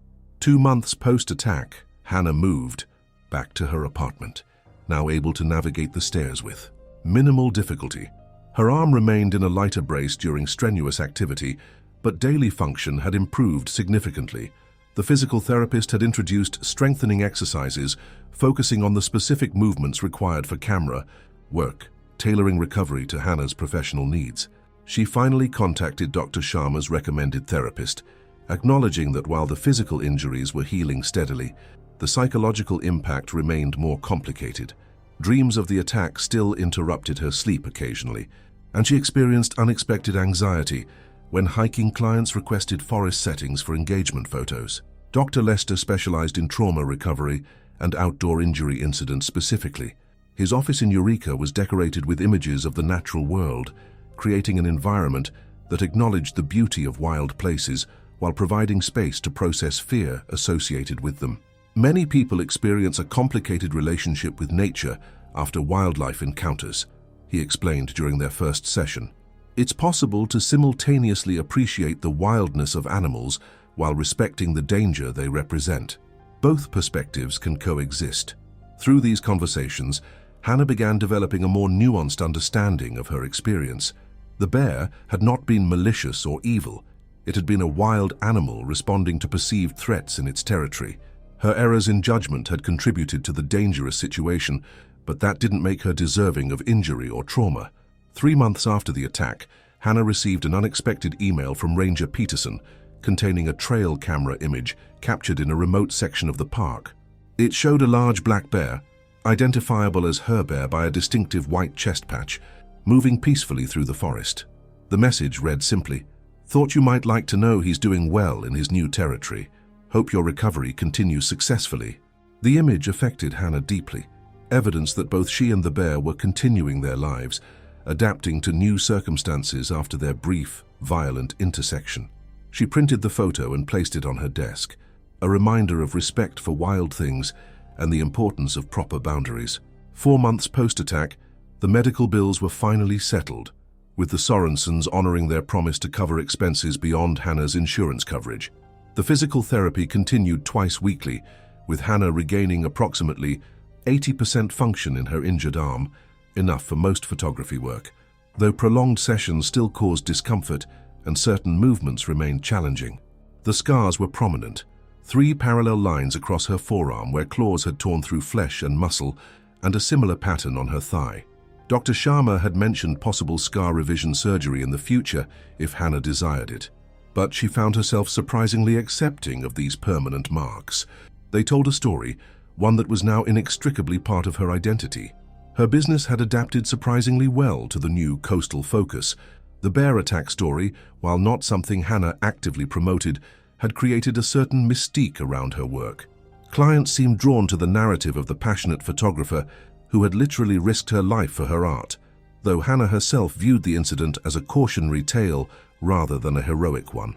6 months after the attack, Hannah received notice that her 12-month suspension from Redwood National Park was halfway complete. She had already completed the required wildlife safety course, finding the information simultaneously basic and vital. Much of it she had known intellectually before the attack, but had failed to apply in the moment when professional ambition overrode safety protocols. By the 1-year anniversary of the attack, Hannah's physical recovery had plateaued at about 90% of her previous function. Certain weather conditions caused aching in the healed wounds, and extended use of heavy equipment still required careful management, but these limitations had become incorporated into her professional practice rather than hampering it. Her coastal wedding photography business had flourished, with bookings now extending months in advance. The portfolio on her website showed a clear evolution, shifting from predominantly forest settings to a diverse array of coastal environments, from dramatic cliffs to intimate coves. Hannah had maintained contact with Eliza and Alex, whose wedding photos had ultimately been well received, despite the dramatic interruption of their shoot. They had even referred several friends to her services, accepting without question her new focus on beach rather than forest locations. The SF Gate article had long since faded from public attention, though occasionally new clients would mention having read about her adventure Hannah had developed. A brief professional way of acknowledging the incident without dwelling on it. An invaluable lesson in wildlife respect and photographer safety, before redirecting conversation to their specific photography needs. Her permit for Redwood National Park was reinstated exactly 1 year after the suspension, accompanied by a note from Superintendent Martinez acknowledging her completion of all requirements and wishing her success in future endeavors. Hannah filed the documentation carefully, but made no immediate plans to return to forest photography. The coastal aesthetic had become her new professional identity, one that felt both authentic and sustainable. On a personal level, the experience had changed her in ways still revealing themselves. She approached outdoor activities with greater awareness, researching wildlife patterns before hikes and carrying bear spray even in areas where encounters were unlikely. She found herself advocating for wildlife safety among other photographers, occasionally giving presentations at local photography club meetings about the importance of maintaining proper distance and respect when capturing images of wild animals. Physically, the scars had faded from angry red to silvery white, but remained clearly visible, a conversation starter at the beach or when short sleeves exposed her forearm. Hannah no longer felt self-conscious about these marks, instead viewing them as evidence of survival and adaptation. She had even incorporated a subtle claw mark design into her new photography logo, reclaiming the symbol on her own terms. The bear itself had apparently continued its solitary existence in the deeper regions of the park, occasionally appearing on trail cameras, but having no further problematic interactions with humans. Ranger Peterson still sent updates periodically, knowing Hannah maintained interest in the animals' well-being despite, or perhaps because of, their violent encounter. 18 months after the attack, Hannah received an invitation to contribute to a photography book about California's coastal regions. The project represented professional recognition beyond wedding photography, an opportunity to expand her artistic scope while maintaining the ocean-focused approach that had become her specialty. The final image in her contribution to the book was taken at sunrise on Moonstone Beach, golden light illuminating waves against dark sand, creating an interplay of shadow and illumination that mimicked the dappled forest floor she had once favored.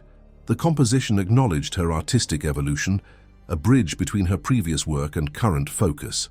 In the photographer biography accompanying her images, Hannah included a brief mention of the bear attack, describing it as a pivotal moment that redirected my artistic attention from forest to coast, a professional transformation born from a single wild encounter. The description was accurate but incomplete, omitting the physical and emotional journey that had accompanied that redirection. Some stories couldn't be fully conveyed in print, Hannah had realized. The complete narrative existed in her changed body, in her modified approach to nature, in the moments of hesitation before entering dense vegetation, and in the dreams that occasionally still woke her. Dreams not only of fear and pain, but sometimes of connection with a wild creature that had momentarily shared her space before returning to its own world. 2 years after the attack, Hannah stood at the Lady Bird Johnson Grove trailhead, camera bag slung across her shoulder. She had come alone, intentionally visiting during the park's quietest period, when few tourists would be present. The morning, fog hung between the massive trees, creating the same mystical atmosphere that had drawn her here that fateful day. She remained on the designated path, moving slowly and making noise to announce her presence to any wildlife in the area. The familiar scent of redwood and damp earth surrounded her, simultaneously comforting and anxiety-provoking. Her right hand gripped her camera a bit more tightly than necessary, the healed tendons sensing the significance of this return. When she reached the approximate location where the attack had occurred, Hannah stopped and simply observed. Nothing marked the spot. No sign, no disruption in the natural setting, no evidence of the violent encounter that had altered her life's trajectory. Nature had continued its cycles, indifferent to the human drama that had briefly played out here. She raised her camera and took a single photograph of the peaceful clearing, then turned and walked back toward the trailhead. There would be no more wedding shoots in this location, no professional reason to return to these specific woods. But she had needed this moment of closure, this acknowledgement of a defining experience, without allowing it to become a limiting one. As Hannah drove away from Redwood National Park, her coastal photography, gear packed for a sunset engagement shoot later that day, she caught a glimpse of movement in the forest edge, probably just a deer or small mammal, but for a moment she imagined it might be a black bear moving through its natural habitat, existing in its wild state without concern for the human observer briefly passing through its world. Two worlds that had collided once, then separated again, each forever marked by the encounter, but continuing on their separate paths. The photographer with her scars and changed perspective, the bear with its wild instincts and natural wariness, connected by a single violent moment that neither had sought, but both had survived, returning to their respective territories with new boundaries and hard-earned wisdom. Now let's move on to the story of the next survivor. Samisha Patel stared at his computer screen, his eyes burning from the strain of 12 consecutive hours of coding.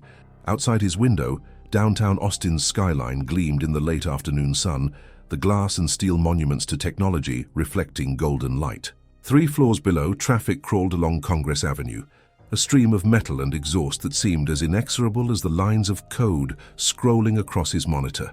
He rubbed his eyes, leaned back in his ergonomic chair, and sighed. 6 months into his new position as senior software developer at Bytewise Solutions, and he was already burning out. His phone buzzed. A text from Raj, his college roommate. Vacation plans? Followed by a picture of Raj lounging on a beach somewhere tropical, fruity drink in hand. Samir winced. He'd been putting off thinking about the mandatory 2-week vacation his company insisted all employees take. Bytewise's disconnect to reconnect policy was meant to prevent burnout, but the thought of planning a trip felt like just another task on his endless to-do list. Samir's apartment, a sleek one-bedroom in a high-rise, downtown was the epitome of modern minimalism. All clean lines, neutral tones, and smart home features. It was also, he had to admit, beginning to feel like a prison. When was the last time he'd spent a day outdoors? Actually felt the sun on his face for more than the brief walk from his building to the coffee shop around the corner. An ad popped up on his social media feed as if reading his thoughts.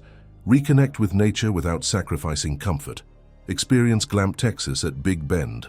Luxury meets wilderness. The image showed a spacious canvas tent with a real bed, plush furnishings, and string lights, all set against the backdrop of rugged mountains. Another photo displayed hikers gazing at a sunset over a desert landscape, their silhouettes small against the vast expanse of nature. Samir clicked on the link, almost without thinking. The website was slick, professional. Experience the majesty. Tev Big Bend National Park without roughing it. Our luxury glamping sites offer queen-sized memory foam mattresses, high thread count linens, gourmet meal delivery options, private bathroom facilities, and all the comforts of home under the stars of one of America's most beautiful dark sky preserves. He scrolled through more photos. Elegant tents with wooden floors and real furniture, outdoor showers with privacy walls, breakfast served on private patios with mountain views. It looked peaceful, the opposite of his sterile apartment and fluorescent-lit office. And unlike a traditional vacation, there would be no crowds, no schedules, no pressure to see and do everything. Just him and nature, with the safety net of comfort. Before he could overthink it, Samir booked a 4-night stay starting in 2 days. The website showed only 2 spots left for the coming week, creating a sense of urgency that pushed him past his usual indecision. He selected the Chiso's Mountain View tent, added the Wilderness Cuisine meal package, and opted for the Digital Detox add-on that promised limited satellite Wi-Fi for emergencies only.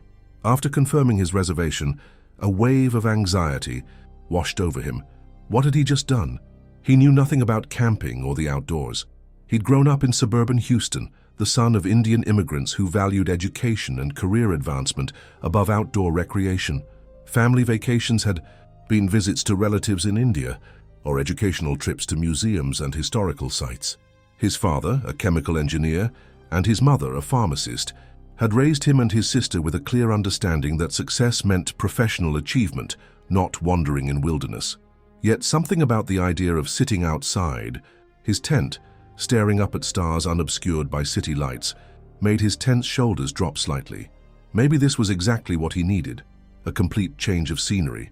And it wasn't really camping, he reassured himself. It was glamping. All the Instagram-worthy aesthetics of the outdoors, with none of the discomfort. That evening he made a half-hearted attempt to research Big Bend National Park. Founded in 1944, the park preserved a large section of the Chihuahuan Desert and the Chisos Mountains, forming a border with Mexico along the Rio Grande. The park was home to diverse ecosystems and wildlife, including, he noted with mild concern, black bears and mountain lions. But surely the glamping company had set up in a safe area, he reasoned. They wouldn't be in business long if their guests were getting mauled by bears. The next day passed in a flurry of preparation. Samir's boss, Miranda, raised an eyebrow when he mentioned his sudden vacation plans but nodded approvingly. Good for you, Samir. The Jensen project will still be here when you get back. Might give you some fresh perspective. Samir wasn't used to shopping for outdoor gear, so he went to remember, it's serious wilderness out there, even if you're glamping. Keep your food secure. The park has black bears. They're usually shy, but they've got a great sense of smell. Bears? Are they dangerous? Samir felt a flutter of anxiety. Tyler shrugged. Black bears generally avoid people, but don't corner them or get between a mama and her cubs. The park rangers will give you the safety talk. Just be smart. Make noise while hiking so you don't surprise anything and keep your sight clean. That night, Samir packed his new gear along with his usual travel essentials. He hesitated over his laptop before finally tucking it into its case. The digital detox package didn't mean he couldn't bring technology, just that he'd use it sparingly, right? The morning of his departure, Samir woke before his alarm, a knot of anticipation in his stomach. The drive from Austin to Big Bend would take about 7 hours. A straight shot west on I-10, then south through Alpine and Marathon. He loaded his bags into his Tesla Model 3, programmed the destination, and pulled out of his building's garage, just as the sun was beginning to illuminate the city skyline. As he drove west, the landscape transformed gradually from the rolling green hill country to the drier, more open expanses of West Texas. The towns became smaller and farther apart, the highways less crowded. By the time he reached Marathon, the gateway to Big Bend, Samir felt as if he'd traveled to a different country entirely. The town consisted of little more than a main street with a few businesses, most notably the historic Gage Hotel, where he stopped for lunch. The hotel's restaurant was decorated in Western style with cowhide rugs and antler chandeliers. Samir felt conspicuously out of place in his crisp button-down shirt and designer sunglasses, especially when a group of dusty hikers entered, their weathered faces and well-worn gear marking them as experienced outdoor enthusiasts. After lunch, Samir followed the directions from the glamping company, turning south on US 385 toward the park entrance. The road stretched ahead, a narrow ribbon cutting through an increasingly stark landscape of yellowed grasslands, dotted with yucca and ocotillo. The Chisos Mountains rose in the distance, a dark, jagged presence against the clear blue sky. At Arides, the park entrance station, a ranger in a flat-brimmed hat took his entrance fee and handed him a map. "First time in the park?" she asked, echoing Tyler's question from the day before. "Is it that obvious?" Samir asked. The ranger, whose name tag read Martinez, smiled. "We can usually spot the newcomers. Where are you staying?" "Glamp, Texas. In the Chisos Basin area, I think." Ranger Martinez nodded. "Ah, yes, they have a special use permit for their operation. Beautiful location. You'll be close to some great hiking trails." She handed him a brochure. "This has some safety information. We've had increased bear activity in the basin this season. Nothing dangerous, but they're around. Keep your food stored properly and be aware of your surroundings." "What should I do if I see a bear?" Samir asked, trying to keep his voice casual. "Give it space, don't run, and make yourself look big if it approaches. Most black bears are pretty shy unless they're habituated to human food. The glamping staff should brief you on all this." Samir thanked her and continued driving into the park. The road wound through increasing elevation changes, the landscape shifting subtly around him. He passed signs for various trails and viewpoints, making mental notes for potential explorations. Despite his anxiety about wildlife, he couldn't help but be awed by the raw beauty surrounding him. The late afternoon sun cast long shadows across the desert floor, highlighting the textures of rock formations and the silhouettes of distant mesas. After another 45 minutes of driving, he turned onto an unmarked dirt road, as per his directions. The Tesla bumped along uncomfortably, clearly out of its element on the rough terrain. Samir winced at each jolt, wondering if he should have rented a more appropriate vehicle. Finally, he spotted a wooden sign with Glamp, Texas burned into it in an artisanal font. He pulled into a small parking area where a young woman waited, beside a golf cart. She wore khaki shorts and a branded polo shirt, her blonde hair pulled back in a practical ponytail. "Mr. Patel?" she called as he stepped out of the car. "I'm Amber, your concierge for your stay with us. Welcome to Glamp, Texas at Big Bend." Samir shook her hand, noting the calluses that suggested she was more accustomed to outdoor work than her concierge title implied. "Nice to meet you. Great location you have. Here, we think so. You can leave your car here, it's perfectly safe. I'll help with your bags and take you to your tent. It's about a 5-minute ride." As they loaded his luggage onto the golf cart, Amber chatted enthusiastically about the glamping operation. "We've been here 3 seasons now. We have just 5 luxury tents, all spaced for privacy, but close enough to our main pavilion where we serve meals. You're in Tent 3, one of our premium sites, with the best view of the Chisos." The golf cart hummed along a winding path that cut through desert scrub and around large boulders. Samir noticed small solar panels mounted on posts every few yards, powering the subtle ground lighting that would illuminate the path after dark. "There it is," Amber announced as they rounded a bend. "Home sweet home." Samir's tent sat on an elevated wooden platform, its canvas walls the color of sand, almost blending into the landscape. A covered porch area held 2 Adirondack chairs and a small table.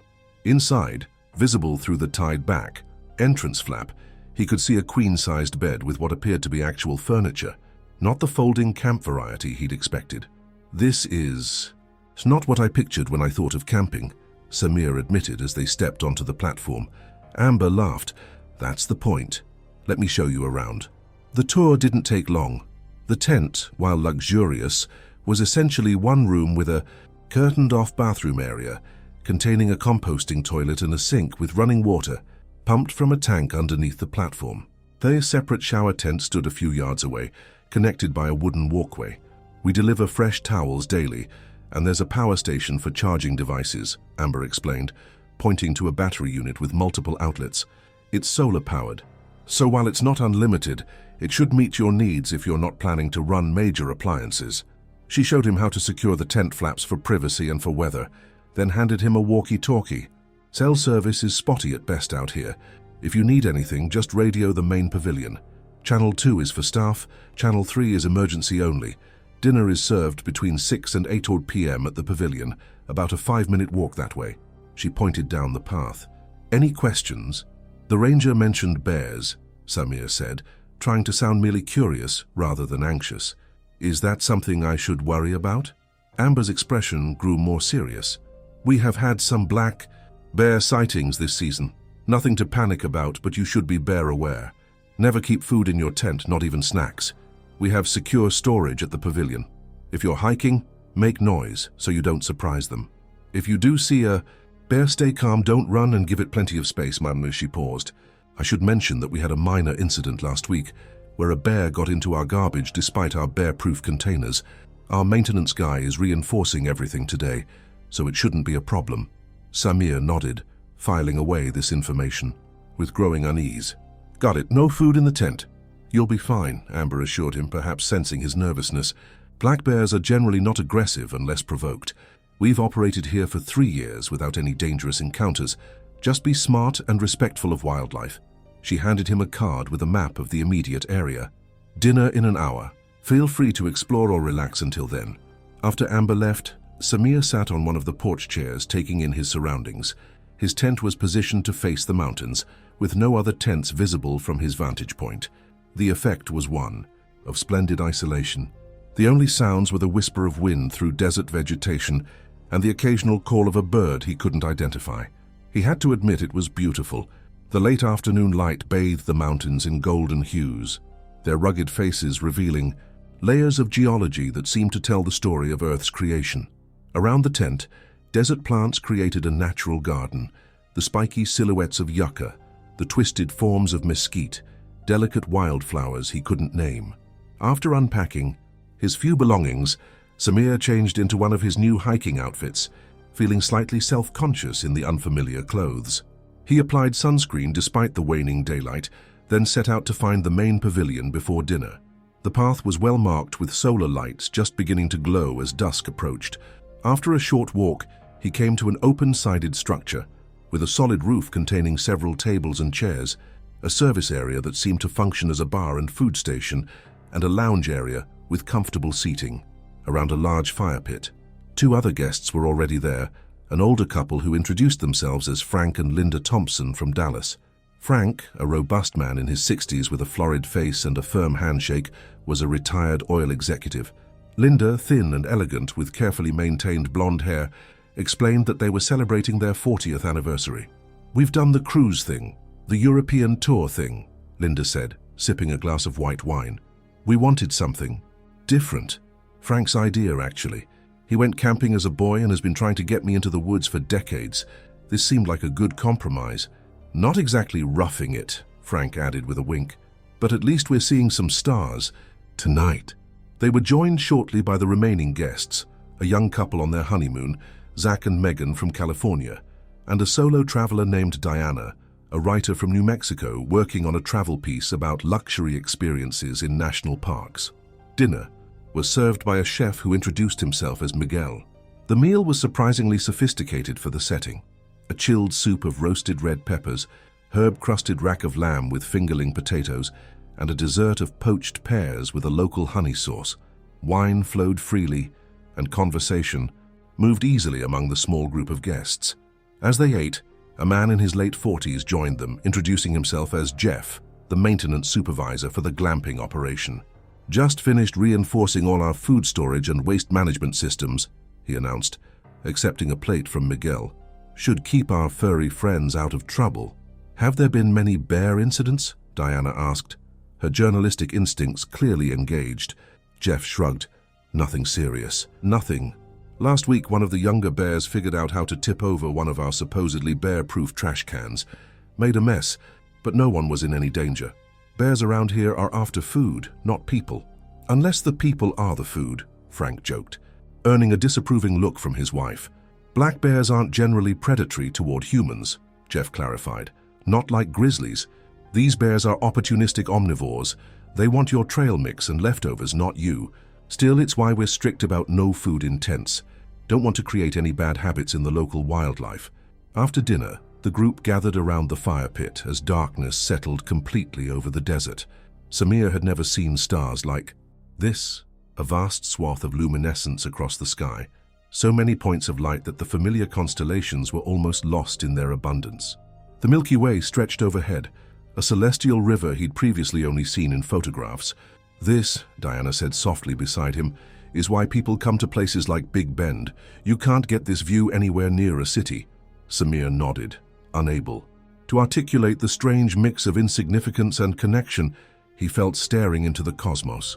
Here, his deadlines and code reviews and performance metrics seemed absurdly trivial. Yet at the same time, he felt more grounded than he had in months, his feet planted firmly on the earth, his lungs filled with clean desert air. Around 9, Amber distributed flashlights and headlamps to guests who hadn't brought their own. "The path lights will guide you back to your tents, but it's still dark out there, remember. No food items in your sleeping quarters. If you brought snacks, we can store them here. Any questions before we call it a night?" No one had questions. The couples drifted off together, Diana not far behind them, leaving Samir to make his way back alone. The night had grown cool, and he was glad for his new jacket. His headlamp carved a tunnel of light through the darkness, illuminating just a few feet ahead at a time. Beyond its beam, the desert night was alive with sounds, the rustle of small creatures in the brush, the distant call of a coyote, the whisper of wind. At his tent, Samir carefully inspected the interior before closing the flaps. Despite Jeff's reassurances about black bears, he couldn't help feeling vulnerable in the fabric structure. He checked the walkie-talkie, ensuring it was charged and set to the correct channel, then placed it beside his bed along with his phone and headlamp. After brushing his teeth at the small sink, he settled into bed, the unfamiliar firmness of the camp mattress not quite like his memory foam one at home. Despite his exhaustion from the long drive, reconciled the unfamiliar surroundings with his memories. Then it all came back. The drive, the glamping site, the dinner under the stars. He checked his phone. 6:47 a.m., earlier than he usually woke, even for work. But here, it felt natural to rise with the sun. He performed his morning ablutions in the rustic bathroom area, then dressed in lightweight hiking clothes for the day ahead. Outside, the desert was already warming, the air crisp and dry. Birds called to each other from the scrubby vegetation, and in the distance, the mountains were sharply defined against the clear morning sky. Samir took a deep breath, surprised at how refreshed he felt despite his fitful sleep.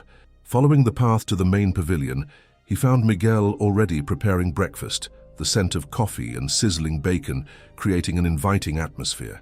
Diana sat at one of the tables typing on a sleek laptop. "Morning," she greeted him. "Sleep well in the great outdoors?" "Better than I expected," Samir replied, accepting a mug of coffee from Miguel. "Though every sound had me convinced a bear was about to tear through my tent." Diana laughed. "I know the feeling. I've been doing these kinds of trips for my articles for years, and I still have those moments. But the chances of a negative wildlife encounter are really minimal. You're more likely to get hurt driving here than by any animal in the park." Breakfast was a hearty affair of eggs, bacon, roasted potatoes, and fresh fruit. As the other guests trickled in, Amber joined them with maps and suggestions for the day's activities. "For those interested in hiking, I recommend the Lost Mine Trail this morning. It's moderate difficulty, about 4.8 miles round trip, with spectacular views. Start early before the heat builds up. For something easier, the Window View Trail is just a short walk with great vistas." Samir, who had planned to ease into hiking rather than tackle anything too challenging on his first day, opted for the easier trail. To his surprise, Diana decided to join him. "I did Lost Mine last year for another article," she explained, And honestly, I'm here as much to relax as to work. A gentle stroll sounds perfect. After breakfast, they checked out binoculars from Amber and set off for the nearby trail. Diana, with her experience in the outdoors, pointed out features Samir might have otherwise missed: the various types of cacti, the tracks of small animals in the dust, the hawk circling lazily overhead. "So, you're in tech?" she asked as they walked. "Let me guess. Software development?" Samir smiled ruefully. "That obvious. You have a certain precision to you. The way you organize your backpack, how you analyzed the trail map, plus the slight pallor of someone who doesn't see the sun enough." He laughed. "Fair enough. Senior software developer for Bytewise Solutions in Austin. We create security systems for financial institutions. It's interesting work, but lately..." He trailed off, unsure how to explain his growing dissatisfaction to a stranger. "Lately, you've been wondering if there's more to life than staring at screens and solving other people's problems," Diana suggested. "Something like that. Hence this trip, my first real vacation in almost 2 years." Diana nodded. "I understand. I was in corporate marketing before I started freelance writing. Burned out spectacularly at 35. Quit. Without a plan, spent 6 months traveling and hiking, and never went back." The trail led them to a clearing with a spectacular view of the window, a V-shaped notch in the mountains that framed the desert beyond. They stood in companionable silence, taking in the vista. "Look," Diana said softly, pointing to a rocky outcrop about 50 yards away. "Don't make any sudden movements." Samir followed her gaze and felt his heart rate spike. A black bear stood on the rocks, its nose raised to the wind. It was smaller than he had imagined bears to be, perhaps the size of a large dog, with glossy, black fur that shone in the morning sun. "Juvenile male, I think," Diana whispered. "Probably about 2 years old, recently separated from his mother." The bear seemed completely uninterested in them, focused instead on something in the rocks. As they watched, it used a paw to turn over a stone, then bent to investigate whatever lay beneath. "Should we do something?" Samir asked, his voice barely audible. "We're doing exactly the right thing. Staying still, staying quiet, giving him space. He knows we're here, their sense of smell is incredible, but we're not threatening him or coming between him and food or cubs, so we're not interesting." After a few minutes, the bear ambled away, disappearing into a stand of junipers. Samir realized he'd been holding his breath and let it out slowly. "That was amazing," he admitted, "and terrifying." Diana smiled. "That's nature for you. Simultaneously awe-inspiring and completely indifferent to our existence. Makes our human concerns seem pretty small, doesn't it?" They completed the trail and returned to camp for lunch, where Samir recounted their bear sighting to the other guests with a mixture of excitement and residual nervousness. "They're beautiful animals," Jeff commented, "but remember they're wild. That healthy fear you felt, that's appropriate. Too many visitors either panic unnecessarily or go to the other extreme and try to get close for photos. Neither is smart." After lunch, despite his initial plan to take it easy, Samir found himself agreeing to join Diana, Zach, and Megan on the Lost Mine Trail. His encounter with the bear, rather than frightening him away from further exploration, had sparked a desire to experience more of the park's wilderness. The trail was more strenuous than the morning's walk, climbing steadily up the mountainside through switchbacks and rocky sections. Samir, unused to such exertion, had to stop frequently to catch his breath, but Diana encouraged him, pointing out that they were already at over 5,000 feet of elevation, significantly higher than Austin's 489 feet. "Your body is adjusting to less oxygen," she explained during one of their breaks. "Plus, the dry air dehydrates you faster. Keep drinking water." By the time they reached the top, Samir was exhausted but exhilarated. The panoramic view of the Chisos Mountains and the desert beyond was unlike anything he'd ever experienced. The vast landscape spread out before them, a tapestry of rugged beauty unmarred by human development. In every direction, the horizon seemed impossibly distant. "Worth the climb?" Diana asked, handing him her binoculars. "Absolutely," Samir replied, scanning the vista. Through the lenses, he could see details of distant rock formations, the ribbon of a road cutting through the desert floor, and, far to the south, the silver line of the Rio Grande, marking the boundary with Mexico. They descended more carefully than they had climbed, mindful of loose rocks and steep drop-offs. By the time they returned to the glamping site, The sun was low in the sky, casting long shadows across the desert floor. Samir's legs trembled with fatigue, and he felt a sunburn developing on his neck, despite the sunscreen he'd applied. Yet, beneath the physical discomfort was a deep sense of satisfaction. He had pushed himself beyond his usual limits and been rewarded with experiences that couldn't be replicated in his climate-controlled urban existence. The bear sighting, the summit view, even the simple pleasure of walking among wild plants, and animals. All of it had awakened something in him he hadn't realized was dormant. After a quick solar shower that never quite reached the temperature he preferred, Samir changed into clean clothes and made his way to the pavilion for dinner.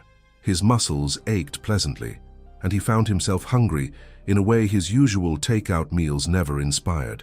Dinner that night was even more convivial than the previous evening, with each guest sharing stories of their day's adventures. The Thompsons had taken a guided tour to Santa Elena Canyon. Zach and Megan had joined Samir and Diana for part of their hike before breaking off to explore on their own. Even Amber and Jeff joined the conversation, sharing their own experiences in the park and tales of previous guests. "We had one fellow last month," Jeff recounted, "big guy from Houston, some kind of corporate lawyer, who was absolutely convinced he saw Bigfoot on the South Rim Trail." This prompted laughter and a round of outlandish wildlife stories, some clearly embellished for entertainment value. Samir found himself relaxed and engaged in a way he rarely was at social gatherings in Austin, where conversation inevitably circled back to tech, startups, and the latest industry gossip. As the evening progressed, Amber brought out a bottle of expensive tequila, pouring small amounts into tasting glasses. "On the house tonight," she announced, "a little Big Bend tradition." They sipped the smooth spirit as Miguel produced his guitar and played traditional Mexican folk songs, his voice rising clear and strong into the night air. Above them, the stars seemed even more brilliant than the previous night, the Milky Way, a luminous band across the velvet darkness. By the time Samir made his way back to his tent, guided by his headlamp and the subtle pathlights, he felt a contentment that had eluded him for months, perhaps years. The lingering fear of bears had receded, replaced by a more nuanced appreciation for the wilderness and its inhabitants. Yes, there were dangers, but there was also an authenticity to this experience that was lacking in his carefully controlled urban life. Inside his tent, he went through his evening routine, making sure to store his toiletries in the provided bear-proof container outside rather than in the bathroom area. Jeff's warnings and their morning bear sighting had made him conscientious about following proper protocols. Despite his physical exhaustion, Samir found himself too stimulated by the day's events for immediate sleep. He retrieved his phone and scrolled through the photos he'd taken, none of which did justice to the reality he'd experienced.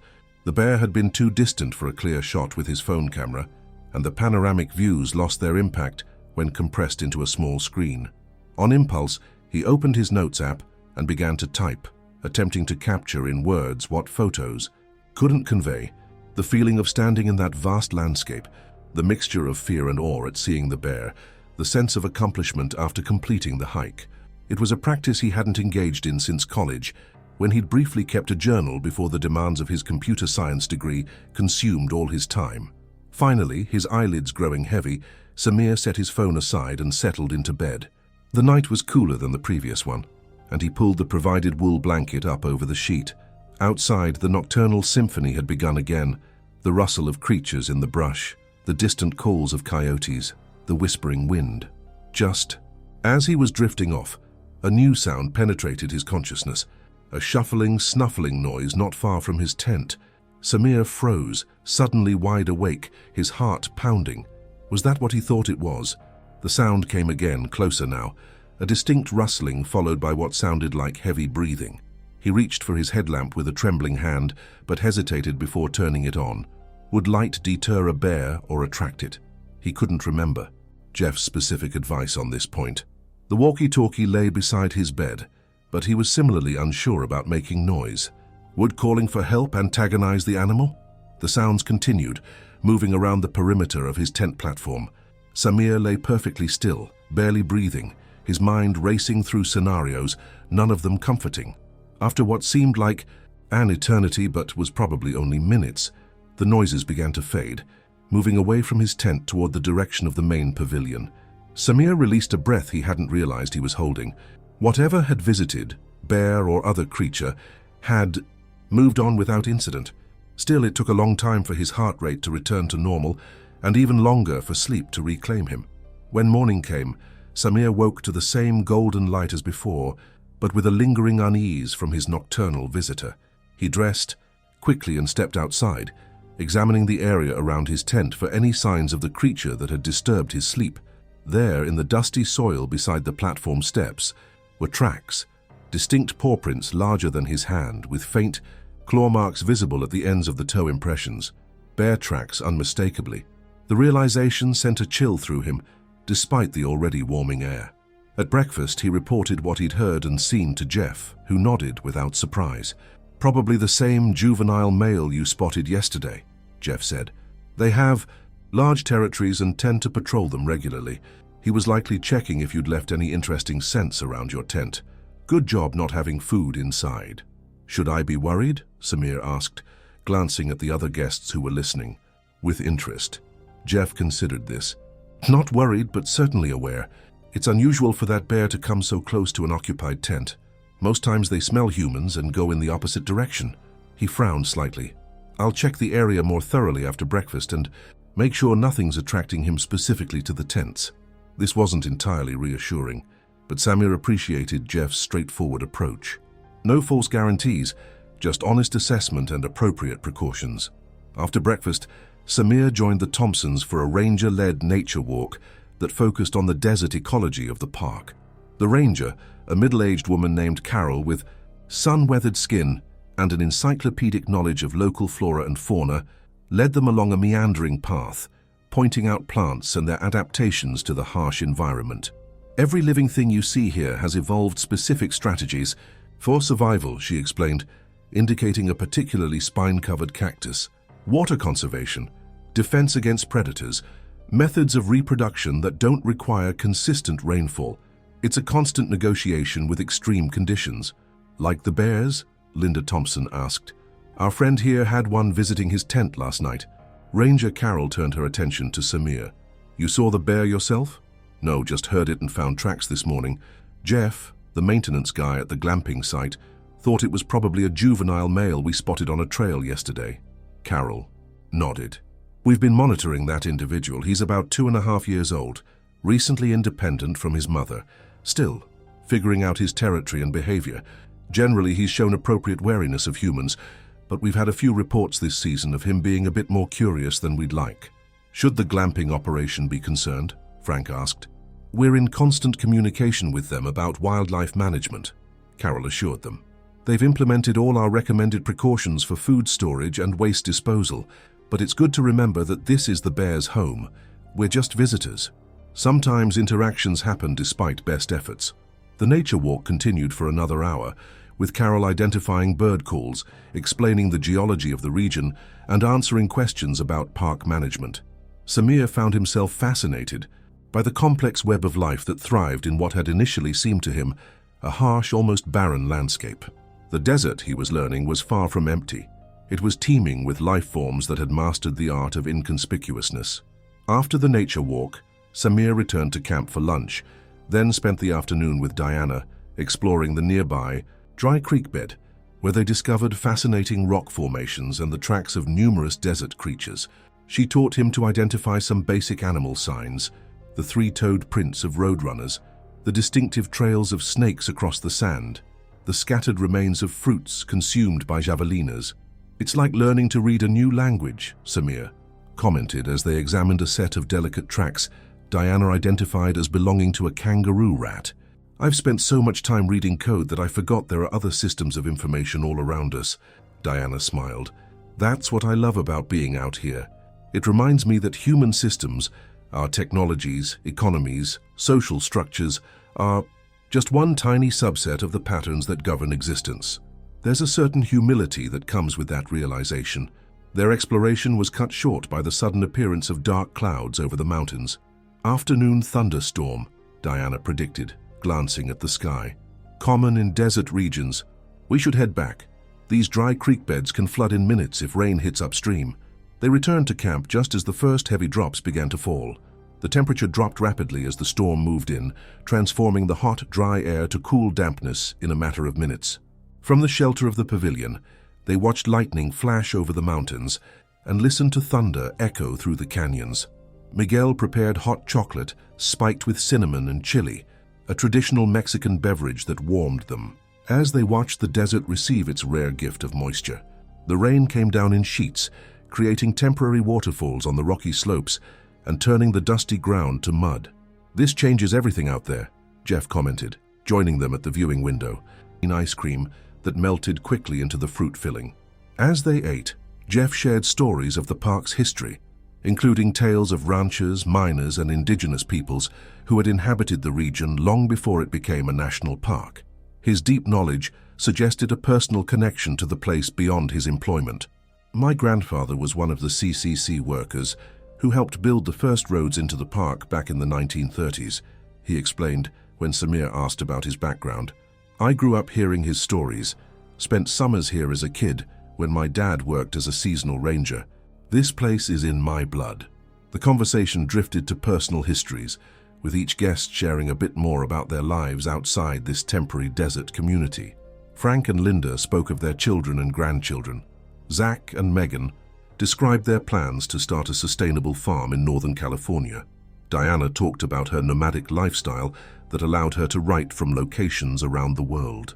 When it came to Samir's turn, he found himself speaking more honestly than he typically did with strangers. "I'm at a crossroads, I think," he admitted.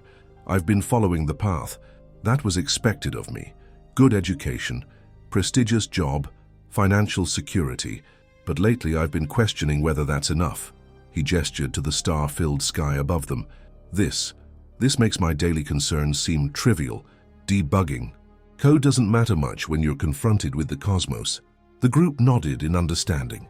It was a sentiment many wilderness travelers experienced, the recalibration of priorities that came from stepping outside human-centered environments. "Nature has a way of cutting through the noise," Diana said, reminding us of what's real and essential. After dessert, as the group began to disperse for the night, Jeff took Samir aside. "I checked around your tent today," he said. "Found more bear signs than I'm comfortable with. Not just tracks, but some scratch marks on a tree nearby. Might be marking territory." Samir felt his stomach tighten. "Should I be concerned?" Jeff considered this. "I don't want to alarm you unnecessarily, but I'd like to move you to a different tent for tonight, one closer to the pavilion, just as a precaution. The rain might change the bears' patterns anyway. They often become more active after storms when smaller animals come out." Though the suggestion was ostensibly for safety, Samir couldn't help feeling that it highlighted his status as an inexperienced outsider, someone who needed extra protection from the wilderness. Still, he agreed to the move, helping Jeff transfer his belongings to Tent 1, which was less isolated and had a view of the pavilion rather than the mountains. "Sorry for the disruption," Jeff said, as they finished setting up Samir's new quarters. "Better safe than sorry, though. Black bears rarely attack humans, but rarely isn't the same as never, especially with a young male who's still figuring out boundaries." That night, in his relocated tent, Samir found sleep elusive despite his physical exhaustion. The knowledge that a wild predator had shown specific interest in his original location left him hyper-aware of every sound in the darkness. Even though he intellectually understood that black bears were generally not aggressive toward humans, his urban-raised instincts refused to fully accept the reassurances he'd been given. He woke before dawn, having finally fallen into a fitful sleep around midnight. Outside, the world was still dark, but the first hints of grey suggested sunrise wasn't far off. Samir dressed quietly, deciding an early morning solo walk might clear his head and restore the sense of peace he'd found earlier in his stay. Grabbing his headlamp, water bottle, and the walkie-talkie, he stepped outside into the cool pre-dawn air. The path light still glowed softly, providing just enough illumination for him to find his way to a small ridge behind the pavilion that Jeff had mentioned offered a good spot for watching sunrise. As he walked, Samir was conscious of making noise, scuffing his boots slightly on the rocky path, occasionally clearing his throat, remembering the advice about not surprising wildlife. The darkness around him seemed alive with subtle movements and sounds, but nothing alarming. A gentle breeze stirred the desert vegetation, carrying the earthy smell from yesterday's rain. The ridge was easy to find, a slight elevation with a natural rock formation that created comfortable seating. Samir settled onto a flat boulder, switched off his headlamp to preserve his night vision, and waited for the sun. Gradually, the eastern horizon began to lighten, a pale glow that slowly intensified to gold, then orange, then a fiery red that illuminated the underside of scattered clouds. The mountains to the west remained in shadow, their silhouettes black against the brightening sky. As he watched this natural spectacle unfold, Samir felt a profound sense of connection to the rhythms of the earth. This same sun had risen over these same mountains for millions of years before humans existed and would continue long after. There was both insignificance and comfort in that thought. His problems were small in cosmic terms, yet he was part of something ancient and enduring. So absorbed was he in these reflections and the emerging beauty of daybreak that he didn't immediately register the sound behind him, a soft scraping followed by what might have been a snuffle. When consciousness of the noise finally penetrated his reverie, Samir turned slowly, remembering the advice to avoid sudden movements. There, not 20 feet away, stood a black bear. In the dim morning light, it appeared as a dark, solid shape against the landscape, but unmistakably ursine in its outline. It was on all fours, its head slightly raised, apparently as surprised by Samir's presence as he was by it. Sometimes seemed to freeze as they regarded each other. Samir's heart hammered in his chest, but some detached part of his mind observed that the bear didn't appear aggressive, merely curious. It swung its head from side to side, likely catching his scent on the morning breeze. Remembering the instructions from Jeff and Ranger Carroll, Samir slowly raised his arms to make himself appear larger. In a voice that he struggled to keep steady, he spoke, "Hey, bear. Just me here. No need to come closer." The bear tilted its head slightly at the sound of his voice but didn't retreat. Instead, it took a tentative step forward, its nose working actively as it processed his scent. Samir reached for the walkie-talkie clipped to his belt, keeping his movements deliberate and slow. His fingers found the device, and he carefully switched it to the emergency channel, pressing the talk button. "This is Samir," he said, his voice barely above a whisper but as clear as he could manage. "I've encountered a bear on the ridge behind the pavilion. It's about 20 feet from me and moving closer. What should I do?" There was a burst of static, then Jeff's voice, tense but controlled. "Stay calm. Don't run. Back away slowly if you can do so safely. Keep talking in a firm, non-threatening voice. I'm on my way with bear spray. Is it showing any signs of aggression?" The bear had advanced another few steps during this exchange, now perhaps 15 feet away. It showed no obvious signs of aggression, no huffing, no teeth-baring, no slapping the ground with its paws, but its continued approach was concerning. "It's not acting aggressive," Samir reported, "but it's definitely interested in me. Coming closer. Keep backing up if you can," Jeff instructed. "Try to put something between you and the bear if possible. I'm about 3 minutes out." Samir began to edge backward, maintaining eye contact with the bear while trying to watch his footing on the uneven terrain. "Hey, bear," he continued, his voice steadier now that he had a task to focus on. "No need to investigate. I'm just leaving now. Your space, not mine." The bear paused, sitting back on its haunches in a motion that might have seemed almost comical in other circumstances. It looked directly at Samir, its dark eyes showing an intelligence that was unsettling in its clarity. For a moment, Samir thought the situation might resolve itself, the bear losing interest, him backing safely away, until Jeff arrived with the bear spray. But then several things happened in rapid succession that changed everything. First, a sharp crack sounded from somewhere in the direction of the camp, possibly a door slamming or equipment being dropped. The bear startled, rising quickly back to all fours. At the same moment, Samir's foot dislodged a loose rock, causing him to stumble slightly backward. The sudden movement, combined with the noise, seemed to trigger something in the bear. It made a low, huffing sound and advanced rapidly. Instinct took over, and despite everything he'd been told, Samir turned and ran. He knew it was the wrong thing to do even as he did it, but fear overrode his rational mind. He sprinted down the slope, acutely aware of sounds behind him that suggested the bear was following. The path curved around a large boulder, and as Samir rounded it, his foot caught on an exposed root. He went down hard, landing on his side and feeling a sharp pain in his right shoulder as it struck the rocky ground. The walkie-talkie flew from his grasp, skittering away into the brush. Scrambling to his feet, ignoring the pain, he turned to find the bear much closer than he'd feared, not running full out, but moving with deliberate purpose in his direction. In desperate need of some kind of defense, Samir grabbed a fallen branch from beside the path, holding it out like a spear. "Get away!" he shouted, his voice breaking with fear. The bear stopped momentarily, seemingly startled by the volume and tone. It rose onto its hind legs, now appearing much larger than before, its head nearly level with Samir's despite standing a few yards away. In this posture, Samir could see it was indeed a young male, muscular, but not yet having reached the full bulk of maturity. For a suspended moment they faced each other, human with improvised weapon, bear in intimidation posture. Then the bear dropped back to all fours and charged. Samir swung the branch wildly, connecting with the bear's shoulder but doing little to deter it. The impact knocked the branch from his grasp. Before he could react further, the bear was upon him, its weight bearing him to the ground. He felt hot breath on his face, smelled the musky odor of wet fur, heard a growl that seemed to vibrate through his entire body. In pure desperation, Samir drove his knee upward, connecting with the bear's underbelly. The animal grunted but didn't retreat. Instead, it swiped at him with a paw, claws extended. Samir twisted away, but not quickly enough. Pain exploded across his left shoulder as the claws tore through his jacket and into the flesh beneath. The pain focused his mind with sudden clarity. He kicked again, harder this time, simultaneously shouting at the top of his lungs. The bear backed off slightly, seemingly reassessing the situation, but remained poised to attack again. Then, from somewhere nearby, came a new sound, a human voice shouting and a metallic banging. Jeff appeared on the path, running toward them, striking a pot with a metal spoon and yelling. He carried what Samir assumed was the bear spray in his other hand.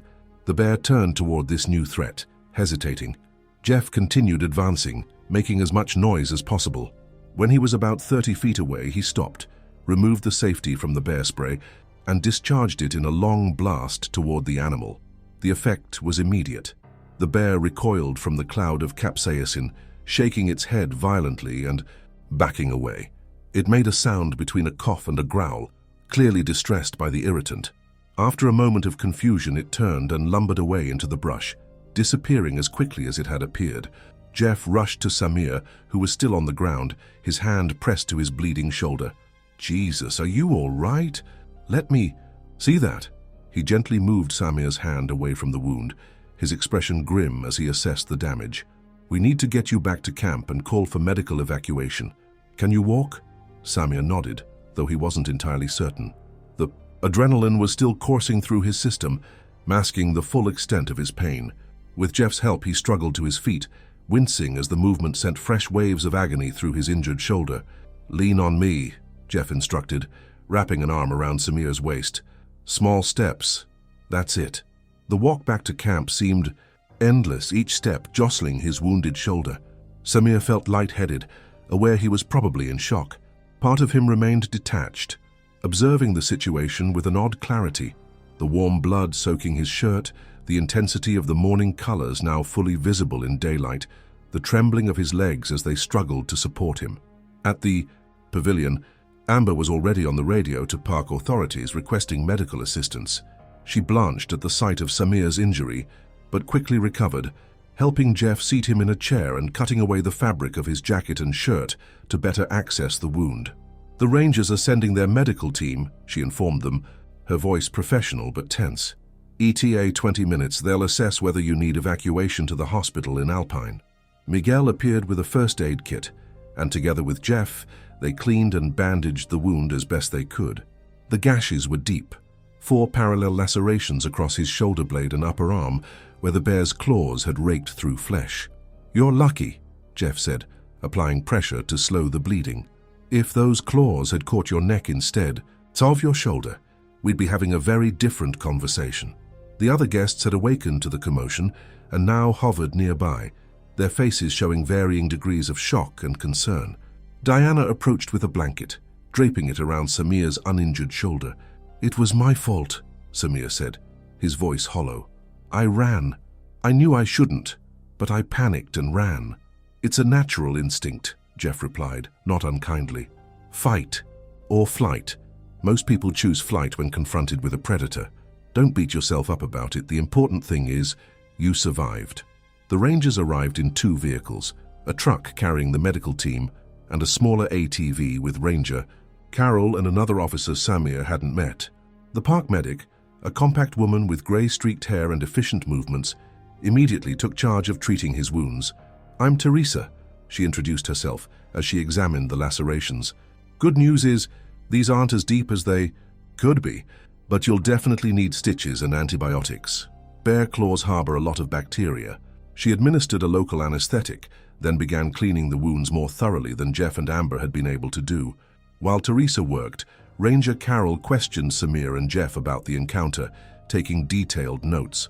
We'll need to file an official incident report, she explained, and make a decision about the bear.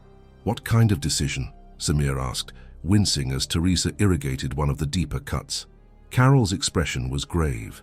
When a bear makes physical contact with a human, especially resulting in injury, we have protocols to follow. In some cases, the animal may need to be euthanized. No, Samir protested, surprising himself with the vehemence of his reaction. It wasn't aggressive until I ran. It was just curious. I provoked it by panicking. I understand your feelings, Carol assured him, but we have to consider public safety. This bear has shown increasingly bold behavior around humans over the past few weeks. Your encounter isn't isolated, it's part of a pattern. Jeff interjected, Carol, I was there. The bear did react to external stimuli before charging. A loud noise from camp, Samir's stumble. It wasn't an unprovoked predatory attack. Carol made note of this, but remained non-committal. We'll take all factors into consideration. Right now, let's focus on getting Mr. Patel proper medical care. After Teresa finished her initial treatment, she conferred with the other ranger, then turned to Samir. We need to transport you to Big Bend Regional Medical Center in Alpine.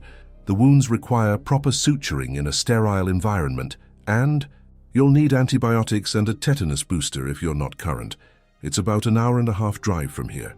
Samir nodded, feeling strangely disconnected from the decision-making process, as if these events were happening to someone else. The local anesthetic had dulled the sharp pain in his shoulder to a throbbing ache, but he felt cold and slightly nauseated. Symptoms of shock, he vaguely recalled. Diana stepped forward. I'll go with him if that's okay. My car's here, and I can drive him back afterward if the doctors clear him to return. The arrangements were made quickly after that. Amber collected Samir's essential belongings from his tent, while Jeff helped him into more appropriate clothing that could fit over his bandaged shoulder. The ranger team provided paperwork for him to fill out later, documenting the incident and releasing the park from liability. Before leaving, Samir turned to Jeff. Thank you for coming when you did, for saving me. Jeff clasped his hand firmly. Just doing my job, but I'm glad I got there in time. He hesitated, then added, Listen, what happened wasn't your fault. Bear encounters are unpredictable. Even experts can make mistakes in the moment. As Diana helped him into her Subaru, Samir looked back at the glamping site, so peaceful in the morning light. It seemed impossible that just an hour earlier he'd been in a life-or-death struggle with a wild animal in that same serene landscape. The mountains stood impassive against the blue sky, indifferent to the human drama that had played out at their feet. The drive to Alpine took nearly 2 hours rather than the estimated 90 minutes, with Diana navigating the park roads carefully to avoid jostling Samir's injury. They spoke little during the journey, Samir drifting between alertness and a foggy half-sleep as the pain medication Teresa had administered took effect. At the hospital, the emergency room staff took his case. Seriously but without alarm, bear attacks, while uncommon, were not unheard of in this region. Her doctor with a weathered face and a West Texas drawl examined his wounds, ordered blood work and antibiotics, then personally sutured the 4 lacerations, explaining that the middle 2 were deep enough to require multiple layers of stitches. You'll have some impressive scars, the doctor, Dr. Harmon, according to his name tag, commented as he worked, but nothing that will limit function once it's healed. 32 stitches total. You're lucky the claws didn't sever any major blood vessels or damage the joint capsule. After the procedure, as Samir waited for his prescription antibiotics and final discharge instructions, a Park Service official he hadn't met before appeared in his curtained cubicle. The man introduced himself as Deputy Superintendent Rodriguez, responsible for wildlife management at Big Bend. "Mr. Patel, I understand you expressed concern about the fate of the bear involved in your incident," Rodriguez began, taking a seat beside the examination table. "I wanted to assure you that we're not making any hasty decisions. We're gathering all available information before determining appropriate action." Samir, more clear-headed now that the shock had subsided, nodded gratefully. "I don't want it killed because of me. It was just being a bear, doing what bears do. I was in its territory." Rodriguez studied him thoughtfully. "That's a more generous perspective than many would have in your position. We appreciate that. But I do want you to understand the complexities we face in these situations. This particular bear has shown a pattern of habituation to humans that's concerning. Not aggression necessarily, but a loss of natural wariness that often precedes more serious incidents." "What are the options besides euthanasia?" Samir asked. "Relocation is sometimes possible, but studies show it's often ineffective with black bears. They have remarkable homing instincts and can travel hundreds of miles to return to their established territory. Plus, it just moves the problem elsewhere." Rodriguez sighed. "We'll monitor the situation closely. Your encounter will be factored into our ongoing assessment. That's all I can promise for now." After Rodriguez left, a nurse brought Samir's discharge paperwork and prescriptions, along with written care instructions for his wounds. Diana, who had been waiting patiently in the lobby, helped him navigate the hospital bureaucracy and drove him to the local pharmacy to fill his prescriptions before they discussed next steps. "What do you want to do?" she asked as they sat in her car outside the pharmacy, the air conditioning running against the midday heat. "We can head back to Austin if you prefer, or if you're feeling up to it, we could return to the glamping site to get your car and the rest of your belongings. It's your call." Samir considered. His shoulder ached despite the pain medication, and the thought of another long drive was unappealing. Yet the idea of leaving immediately, of letting the bear attack become the defining moment of his trip, bothered him more. "I'd like to go back," he decided, "at least to properly get my things and thank everyone. I still have 2 more nights. Paid for, though I don't think I'll be staying." Diana nodded. "For what it's worth, I think that's the right call, facing the place again rather than just running from it. Closure is important." The return drive to Big Bend was quieter than their journey to the hospital, both of them lost in their own thoughts. Samir watched the landscape roll by, the vast expanses of golden grassland, the distant blue mountains, the occasional roadrunner darting across the highway. His perception of this environment had shifted subtly. He still saw its beauty, but now with a deeper awareness of its indifference, its potential danger. When they arrived back at the glamping site late that afternoon, they found the atmosphere subdued. Word of the attack had spread, and park rangers had been present much of the day, interviewing staff and guests and placing warning signs at trailheads about recent bear activity. Amber greeted them with evident relief. "We weren't sure you'd come back. How are you feeling?" "Sore," Samir admitted. "But better than I might be, thanks to Jeff's quick response." Jeff emerged from the pavilion at the sound of their arrival. "Good to see you, Vertical," he said, his usual taciturn manner softened by genuine concern. "The rangers have been crawling all over the place all day. Seems your encounter accelerated some decisions about wildlife management in this area." Inside the pavilion, the other guests welcomed Samir with a mixture of sympathy and barely disguised curiosity. The Thompsons had decided to cut their stay short and were leaving in the morning. Zach and Megan were continuing, but had changed their hiking plans to stick to more populated trails. All of them wanted details of the attack, which Samir provided, in a condensed version downplaying both the danger and his own fear. "Are you staying?" Frank Thompson asked bluntly. Samir shook his head. "I think I'll head back to Austin tomorrow. The doctor advised against strenuous activity for at least a week, which rules out most of what I'd planned to do here." In truth, while physical limitation was a factor, it wasn't the primary reason for his decision. The attack had changed something fundamental about his experience of this place.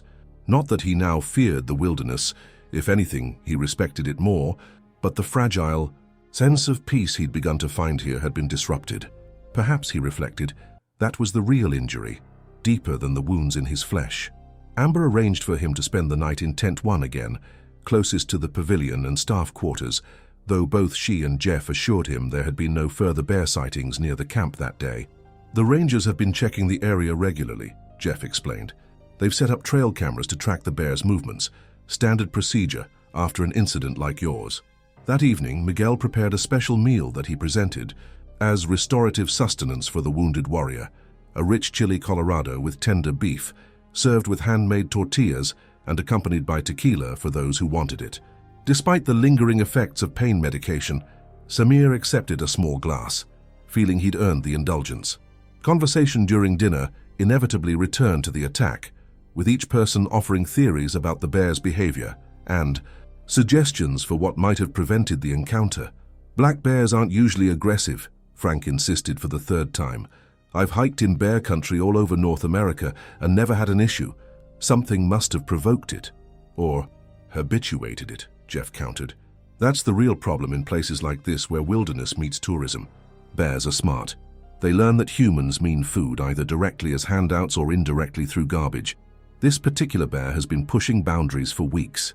Samir just happened to be in the wrong place when it decided to test another boundary. Diana, who had been mostly quiet, finally spoke up. I think we're missing the point by trying to assign blame to the bear for being aggressive or to humans for creating conditions that change bear behavior. The reality is that when we enter wild spaces, we accept certain risks. Nature doesn't conform to our expectations of safety. Her words resonated with Samir. Exactly. I don't blame the bear for being a bear, and while I wish I'd reacted differently, I can't really blame myself for having a human fear response either. It just happened. A collision of two worlds that don't normally intersect. After dinner, as the group dispersed for the evening, Diana joined Samir on the small porch of his temporary tent. The night was clear, the stars emerging, one by one as darkness settled over the desert. How's the shoulder really feeling? She asked, her voice gentle in the gathering dusk. Like I went a few rounds with a cheese grater, Samir admitted with a weak smile. But the pain meds help. I'll survive. They sat in companionable silence for a few minutes, watching the last colors fade from the western sky. Finally, Diana spoke again. You know, in all my years of outdoor writing, I've interviewed dozens of people who've had close encounters with wildlife. Bears, mountain lions, even bison in Yellowstone. There's a pattern to how they process the experience afterward. What kind of pattern? Samir asked. Most go through something like the stages of grief. Denial first. It wasn't really trying to hurt me. Then anger, often directed at the animal or at authorities for not preventing the encounter. Eventually, many reach a kind of acceptance, but the path there varies widely. She glanced at him.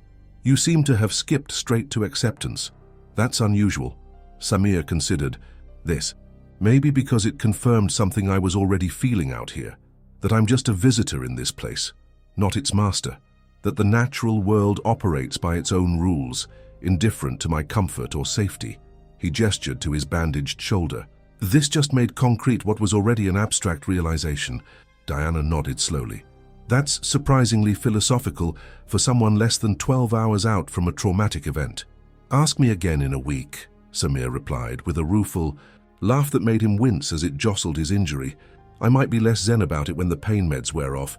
They talked for another hour, their conversation drifting from the immediacy of the bear attack to broader reflections on human relationships with wilderness, the psychological benefits and risks of outdoor experiences, and finally to their respective lives beyond this temporary intersection. Diana, it turned out, had also left a high-pressure career, in her case corporate marketing, after a health scare prompted a re-evaluation of her priorities. Best decision I ever made, she told him. Less money, more uncertainty, but also more meaning, more autonomy. I measure success differently now. When she finally left him to rest, Samir found himself more reluctant to see her go than he would have expected. Despite the circumstances of their meeting and the brevity of their acquaintance, he felt a connection to Diana that he rarely experienced in his usual social circles. Perhaps it was the intensity of shared experience, or simply the kind of openness that sometimes emerges between travelers temporarily freed from their everyday identities. Inside his tent, Samir carefully maneuvered himself into bed, arranging pillows to support his injured shoulder. The pain medication was beginning to wear off, but he decided to wait until morning for his next dose rather than risk the grogginess it induced. He wanted to be clear-headed for his drive back to Austin tomorrow. Sleep came more easily than he'd anticipated, his body's need for healing overriding the residual anxiety from the attack. He dreamed vividly, but not, as he might have expected, of bears or violence. Instead, he dreamed of standing on a mountain summit, looking out over an endless landscape of peaks and valleys, feeling simultaneously insignificant and expansive, part of something greater than himself. He woke to gentle sunlight and the distant call of a canyon wren. For a moment he lay still, reorienting himself to place and circumstance. The pain in his shoulder was a dull throb rather than the sharp agony of the previous day, though when he cautiously tested his range of motion, he found it significantly limited. After a careful morning routine that took twice as long as usual due to his injury, Samir made his way to the pavilion for breakfast. He found Jeff already there in conversation with Ranger Carol, who looked up as he approached. "Mr. Patel, how are you feeling this morning?" she asked, her professional manner softened by genuine concern. "Better than yesterday," he replied, honestly, "though I'll be taking it easy for a while." "I'm glad to hear it. I wanted to update you on the situation with the bear." Carol's expression grew more serious.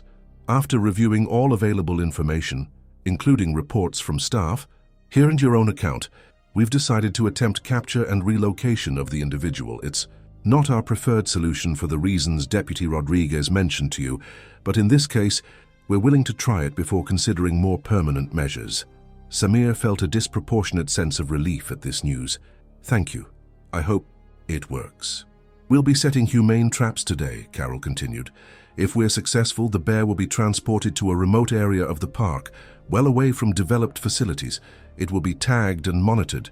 I should be clear, though, if it returns to this area or shows further habituation to humans, more definitive action may be necessary."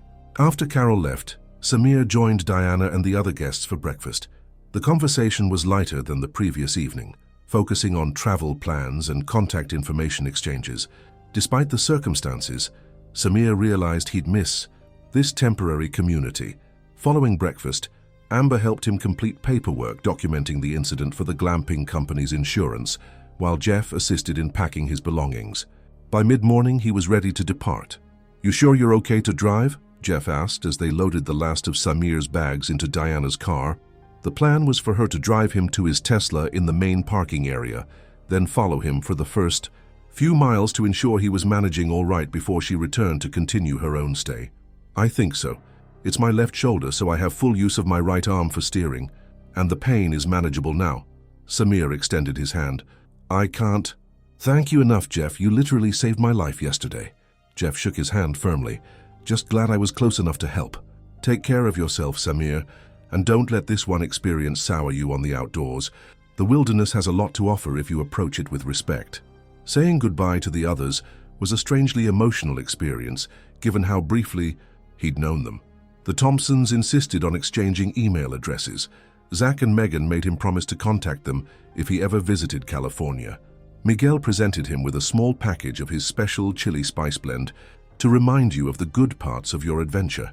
When they reached his car in the parking area, Samir was relieved to find it undisturbed, though covered in a layer of desert dust. Diana helped him transfer his belongings from her Subaru. "So," she said as they finished, "back to the world of code and computers." "For now," Samir replied, "but I don't think I'll see it the same way anymore. Something's changed." Diana smiled. "The wilderness has a way of doing that. It gets under your skin, sometimes literally." She gestured to his shoulder. "I'd like to stay in touch," Samir said impulsively, "if that's okay with you." "I'd like that too. In fact," Diana hesitated, then continued, "I'm working on an article about various perspectives on wilderness experiences.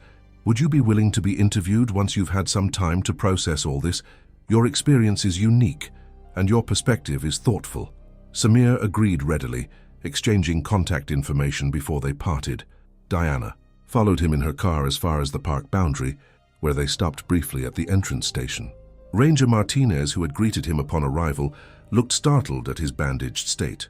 "Bear encounter," Samir explained succinctly. "Up near the glamping site. I'm okay, just heading home a bit earlier than planned." Martinez shook her head. "Sorry to hear that.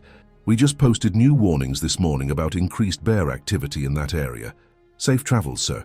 As he turned onto the main highway toward Alpine, Samir checked his rearview mirror to see Diana waving before turning back toward the park.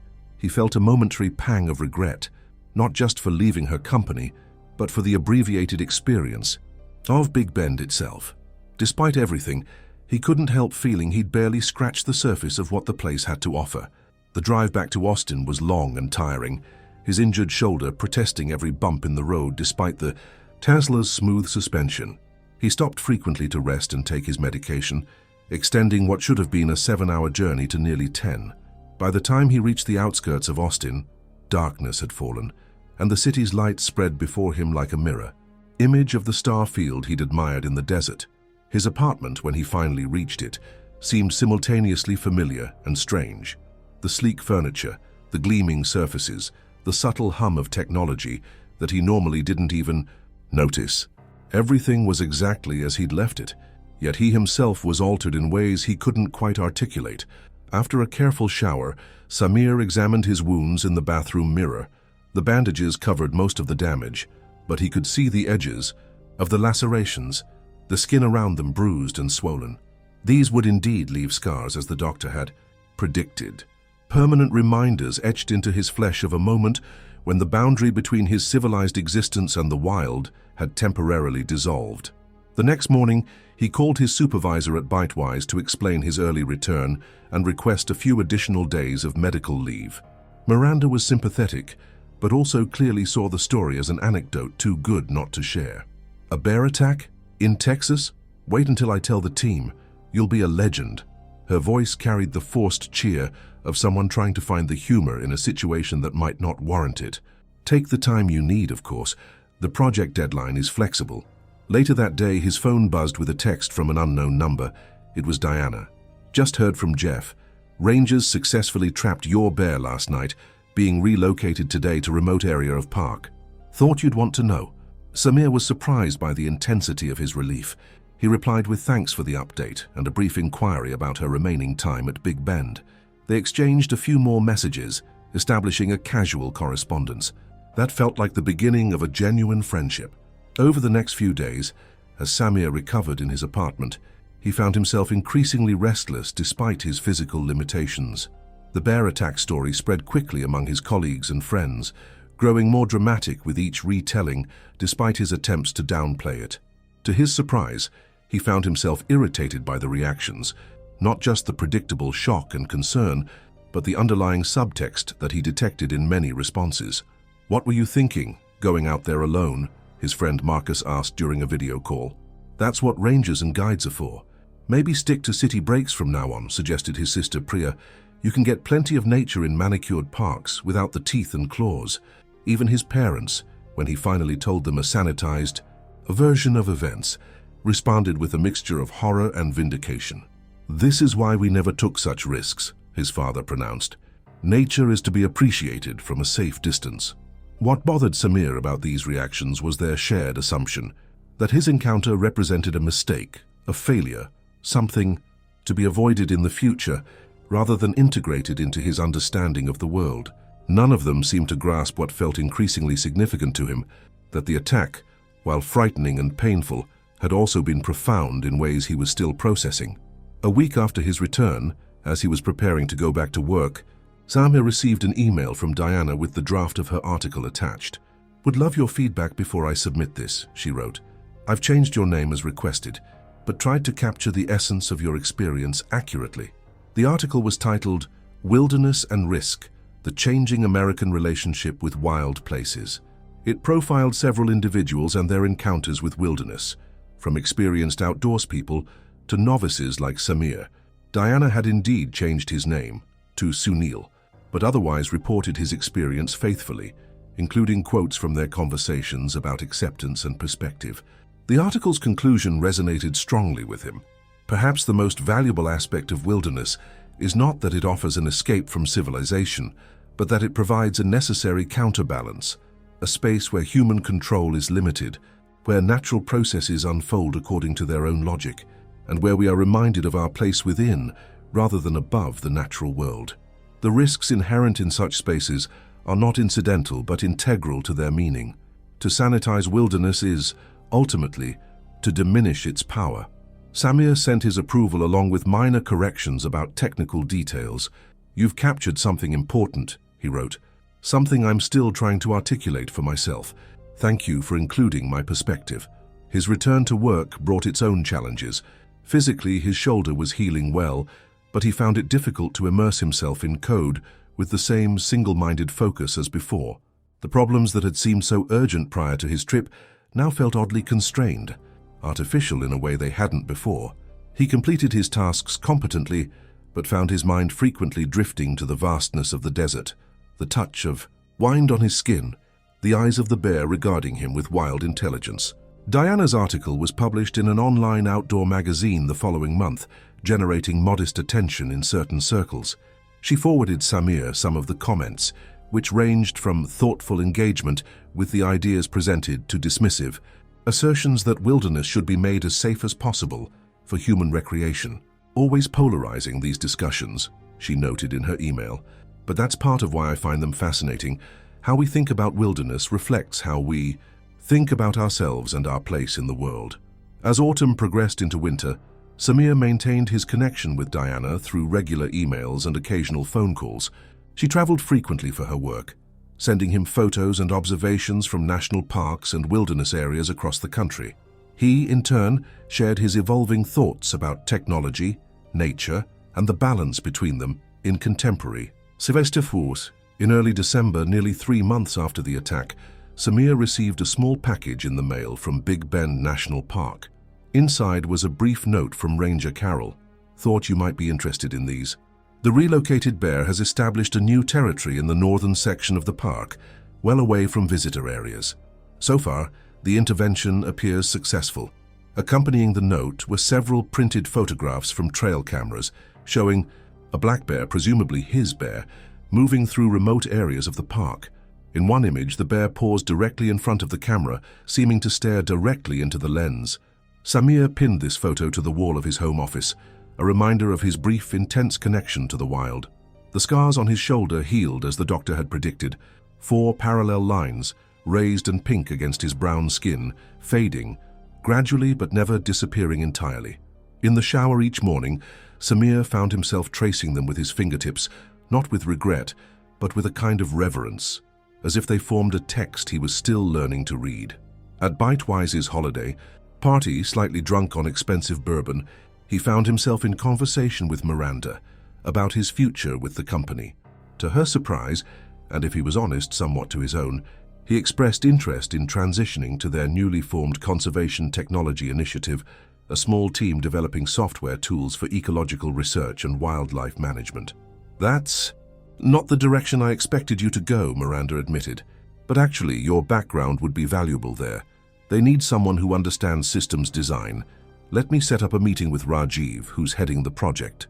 As the new year began, Samir started splitting his time between his original security projects and the conservation initiative. The work was challenging in different ways, requiring him to learn about ecological concepts and data structures he'd never encountered before.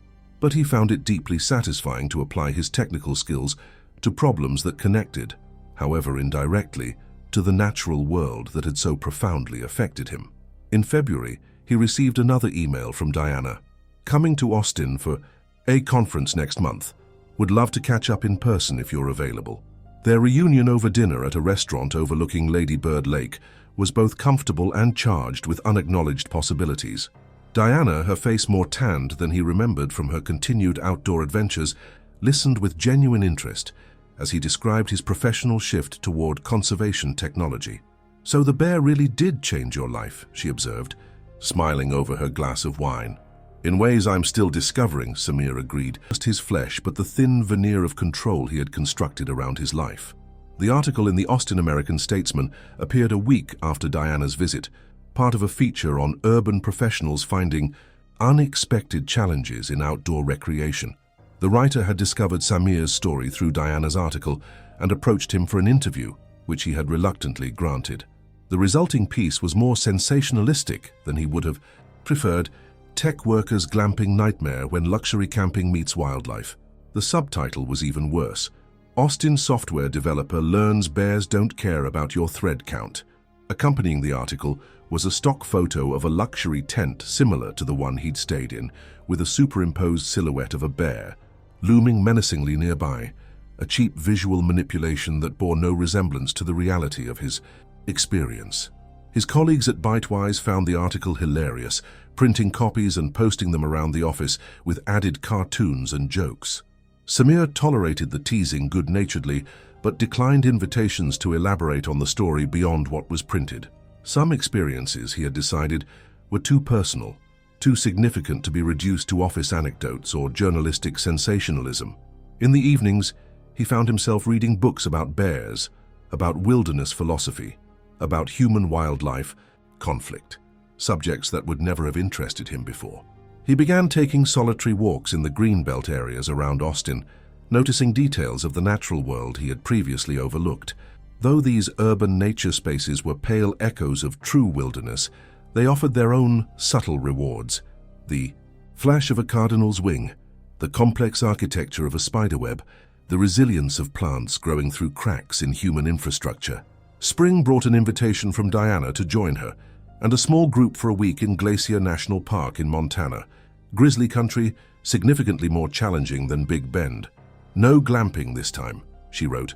Real backcountry camping, but with experienced guides and proper equipment. Think about it. Samir did think about it longer and more seriously than he would have expected. In the end, he declined, not out of fear, but because he recognized he wasn't yet ready for that level of immersion. Instead, he booked a weekend at a state park outside Austin, where he rented a rustic cabin and hiked well-maintained trails, gradually reacquainting himself with the rhythms and sensations of the natural world. On his last day there, as he sat on the cabin's porch watching the sun set through the trees, Samir found himself thinking again of the bear, not with trauma or regret, but with a complex emotion closer to gratitude. The encounter had been brief, perhaps 2 minutes from first sight to Jeff's intervention with the bear spray, yet it had altered the trajectory of his life in ways still unfolding. He thought of the bear moving through its territory in the northern reaches of Big Bend, hunting, foraging, sleeping, living according to ancient patterns encoded in its DNA. It carried no memory of him, no understanding of how their paths crossing had changed his existence. The bear simply was, a complete being in itself, not an object lesson or a cautionary tale or a symbol. And perhaps that was the most profound insight from his experience, that the natural world existed independent of human narrative, neither malevolent nor benevolent, simply present in all its beauty and danger and indifference. The scars on his shoulder were not a punishment or a badge of honor, but simply a consequence of two beings, human and bear, momentarily occupying the same space, each acting according to their nature. As darkness settled over the state park, softer and less absolute than the desert night he remembered, Samir touched the raised lines on his shoulder through his shirt. They would remain with him always, these marks of his brief, violent communion with the wild, not as a reminder to avoid such encounters in the future, but as testimony to a truth he might otherwise have never learned, that the boundaries between the civilized and wild worlds were more permeable than he had believed, and that something essential in the human spirit needed both.